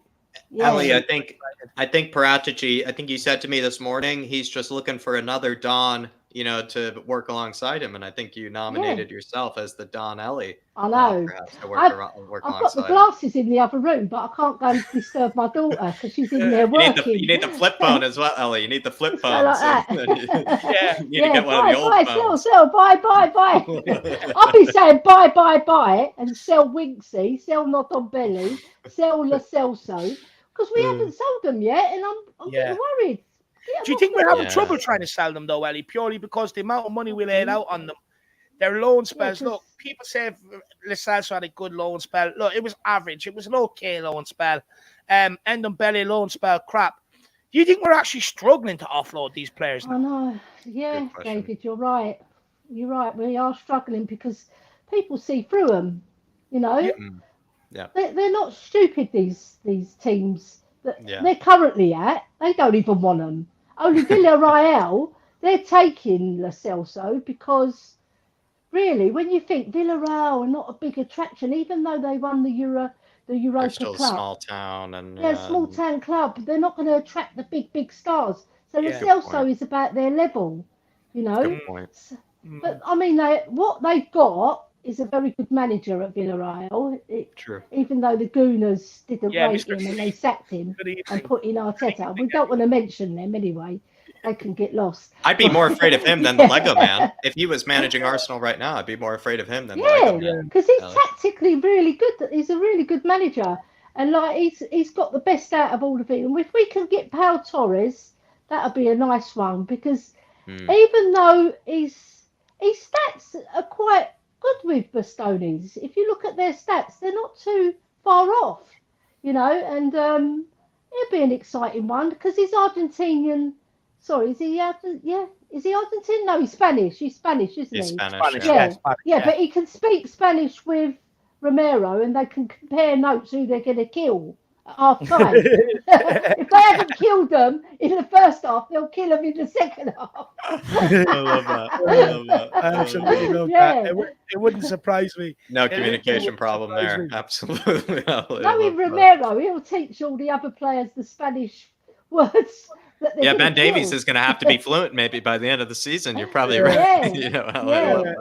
I I love and Dyer speaks Portuguese. I don't know if he speaks Spanish as well. I think a lot of people think he speaks Spanish pretty well. Like, I think they say he speaks Spanish well yeah, enough. because I know Like, he can speak well Portuguese. I think he speaks Portuguese fluently. I think he speaks Portuguese fluently, and then Spanish like well enough. I think he speaks it well enough. Which, to be fair, it maybe a good kind of. I think maybe one or two last questions, Ellie. I was just going to say, like, with Dyer, some people said, you know, the reason why you can't really just move Dyer out of the team right away is because he is a good communicator, and being in the middle of that back three means you do need to be a good communicator. If we were to put someone like a Torres in there instead of Dyer, perhaps we lose a bit of that communication that maybe was previously there.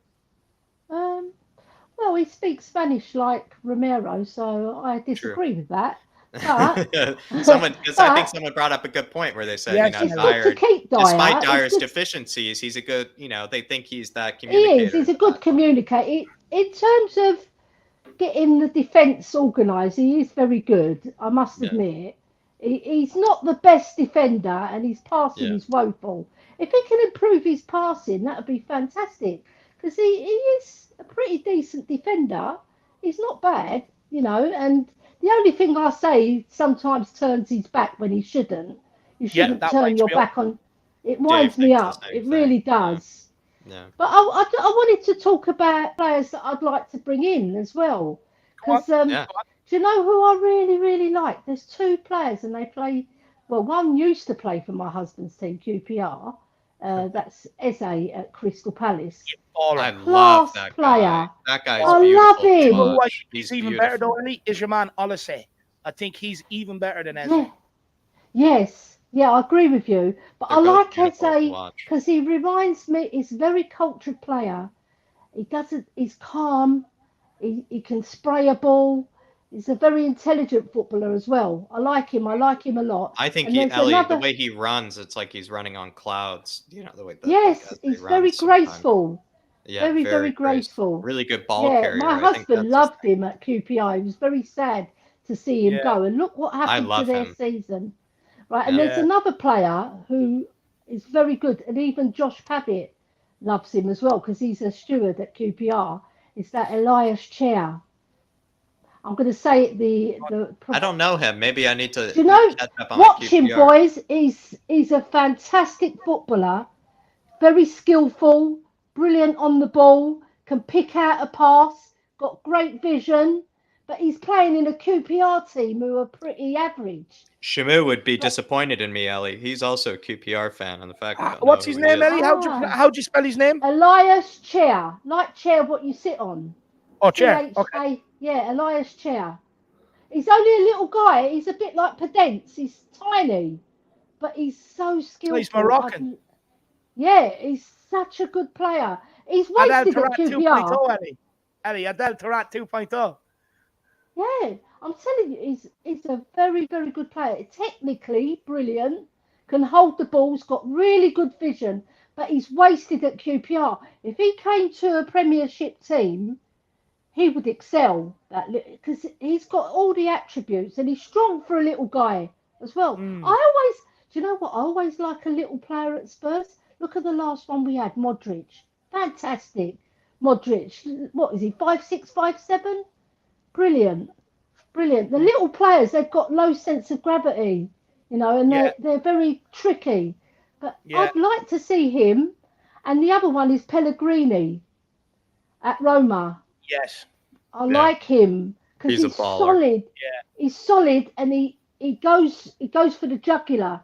You know, he reminds me. He's a Jose player through and through. He's kind of like a Højbjerg. He's actually kind of like a Højbjerg, but even though he's like a different position than Højbjerg, he's kind of like a Højbjerg. He plays attacking midfield, but he's not a his mentality is like a Højbjerg. Yeah. He gets forward and he holds the ball really well. He's strong. He works like a dog. You know, you need those type of players. I like players who are competitive and ones that have got skill with it.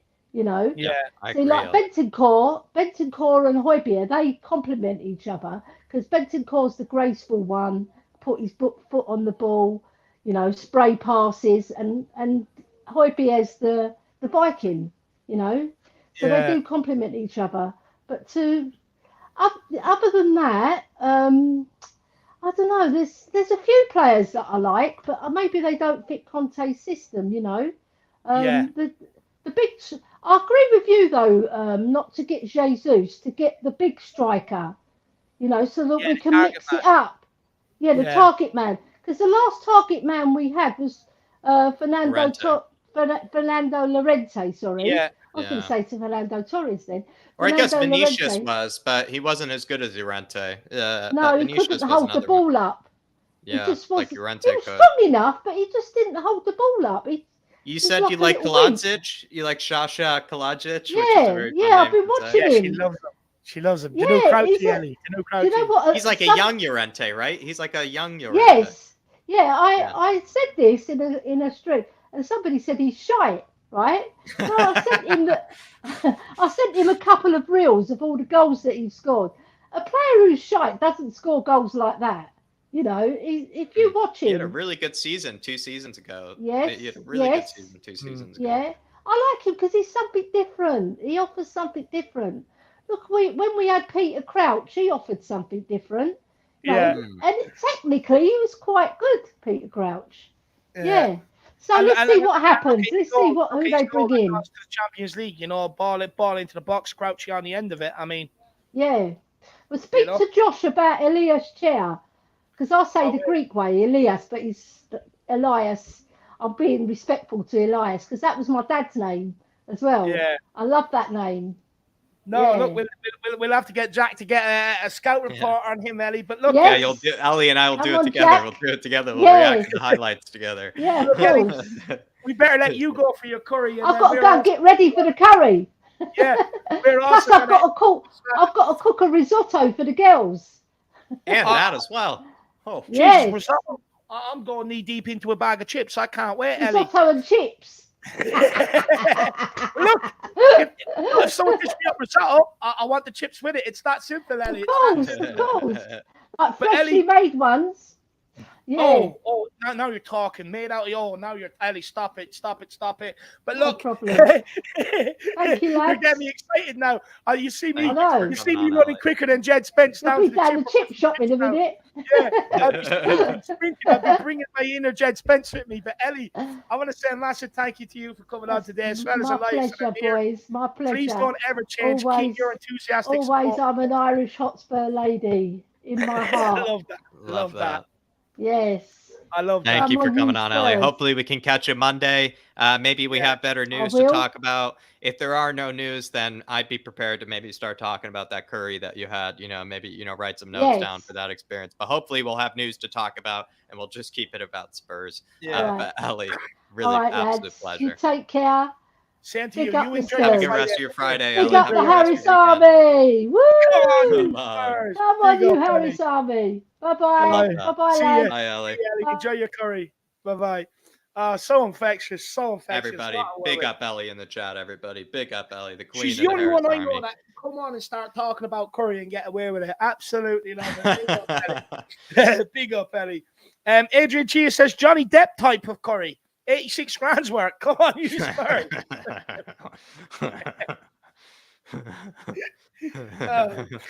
I'm not even responding. Don't want to mess with that curry, Adrian. You don't want to mess with that curry, my man.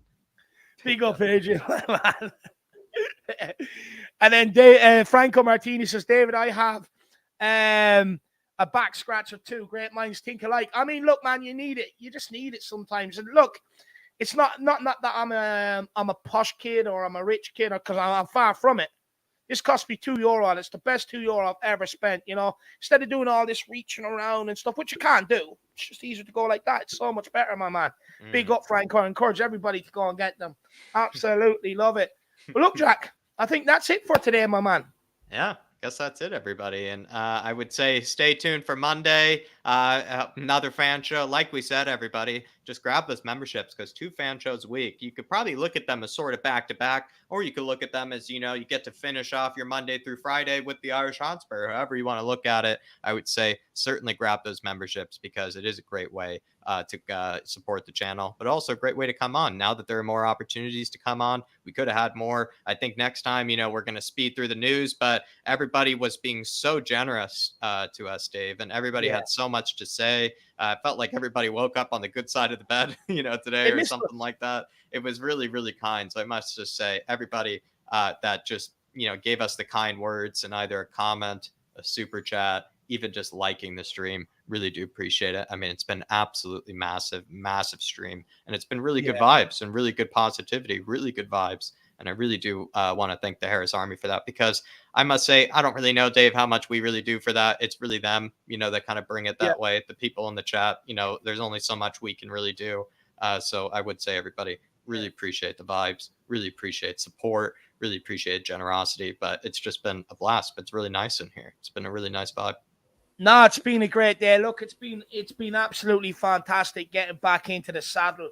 And thank you to you guys out there for making the show what it is today. Your support has been absolutely unbelievable in terms of liking, subscribing, getting your comments in the chat and the super chats as well. A massive thank you. Look, none of these fan channels survive without you, the followers tuning in, people smashing the like, the subscribe, or the super chats. None of these channels survive without it. So big yourselves up, guys. And really, really do appreciate it. You have no idea. Now, look, I know there's a lot of people out there that will want more content tonight. So Spurs related, they are streaming at 7:30. So, guys, maybe if you want to get over there, put a notification bell on. They'll be streaming tonight. I'm having a look around. I'm not sure. I see if any others are streaming. But Spurs related is your next stream. If you want something to watch, you can check out the 3 Spurs boys. They uploaded an Off the Pitch episode as well today. So they're the 2 channels we'll be getting to look around. I don't see anybody else going live today. If I haven't, I don't see it. My bad. But guys, do get over and check out Spurs Related if you want more content. Honestly, it's been a good one. Look, you guys have welcomed us back into the saddle, and it's been absolutely brilliant. So thank you, guys. We will see you all back here tomorrow. I will be doing a watch along as the Republic of Ireland take on Scotland. I am going to get in contact with Brains McLeod, the Scottish guy, see if he wants to come on and do it with me. Should be a bit of a laugh. But guys, see you all back here tomorrow, and then we'll see you all back here again Sunday after that. Go and enjoy your Friday evenings. Have a good weekend. We'll see you all tomorrow. Come on, you Spurs. In Conte we trust. In Conte we trust. Big up, James. Really appreciate you grabbing that membership, my man. Thanks for grabbing the Flat Cap membership, brother. And everybody, check him out. I think he's on in about an hour's time, everybody. So there you go. Grab some lunch, grab, a bite to eat, whatever it may be. And then, you'll see James later. Big up. Really appreciate you all, though, everybody. Harris Army, Irish Hotspur, absolute blast of a stream. Love you all. And look, just quickly, if you're missing Tottenham like me, don't be afraid to get out the jersey. Don't be afraid to put it on. Just give it a little kiss. Just do nice things with the jersey until pre-season is back. Come on, you Spurs. In Conte we trust. Conte we trust. Arsenal, your mugs and your shit.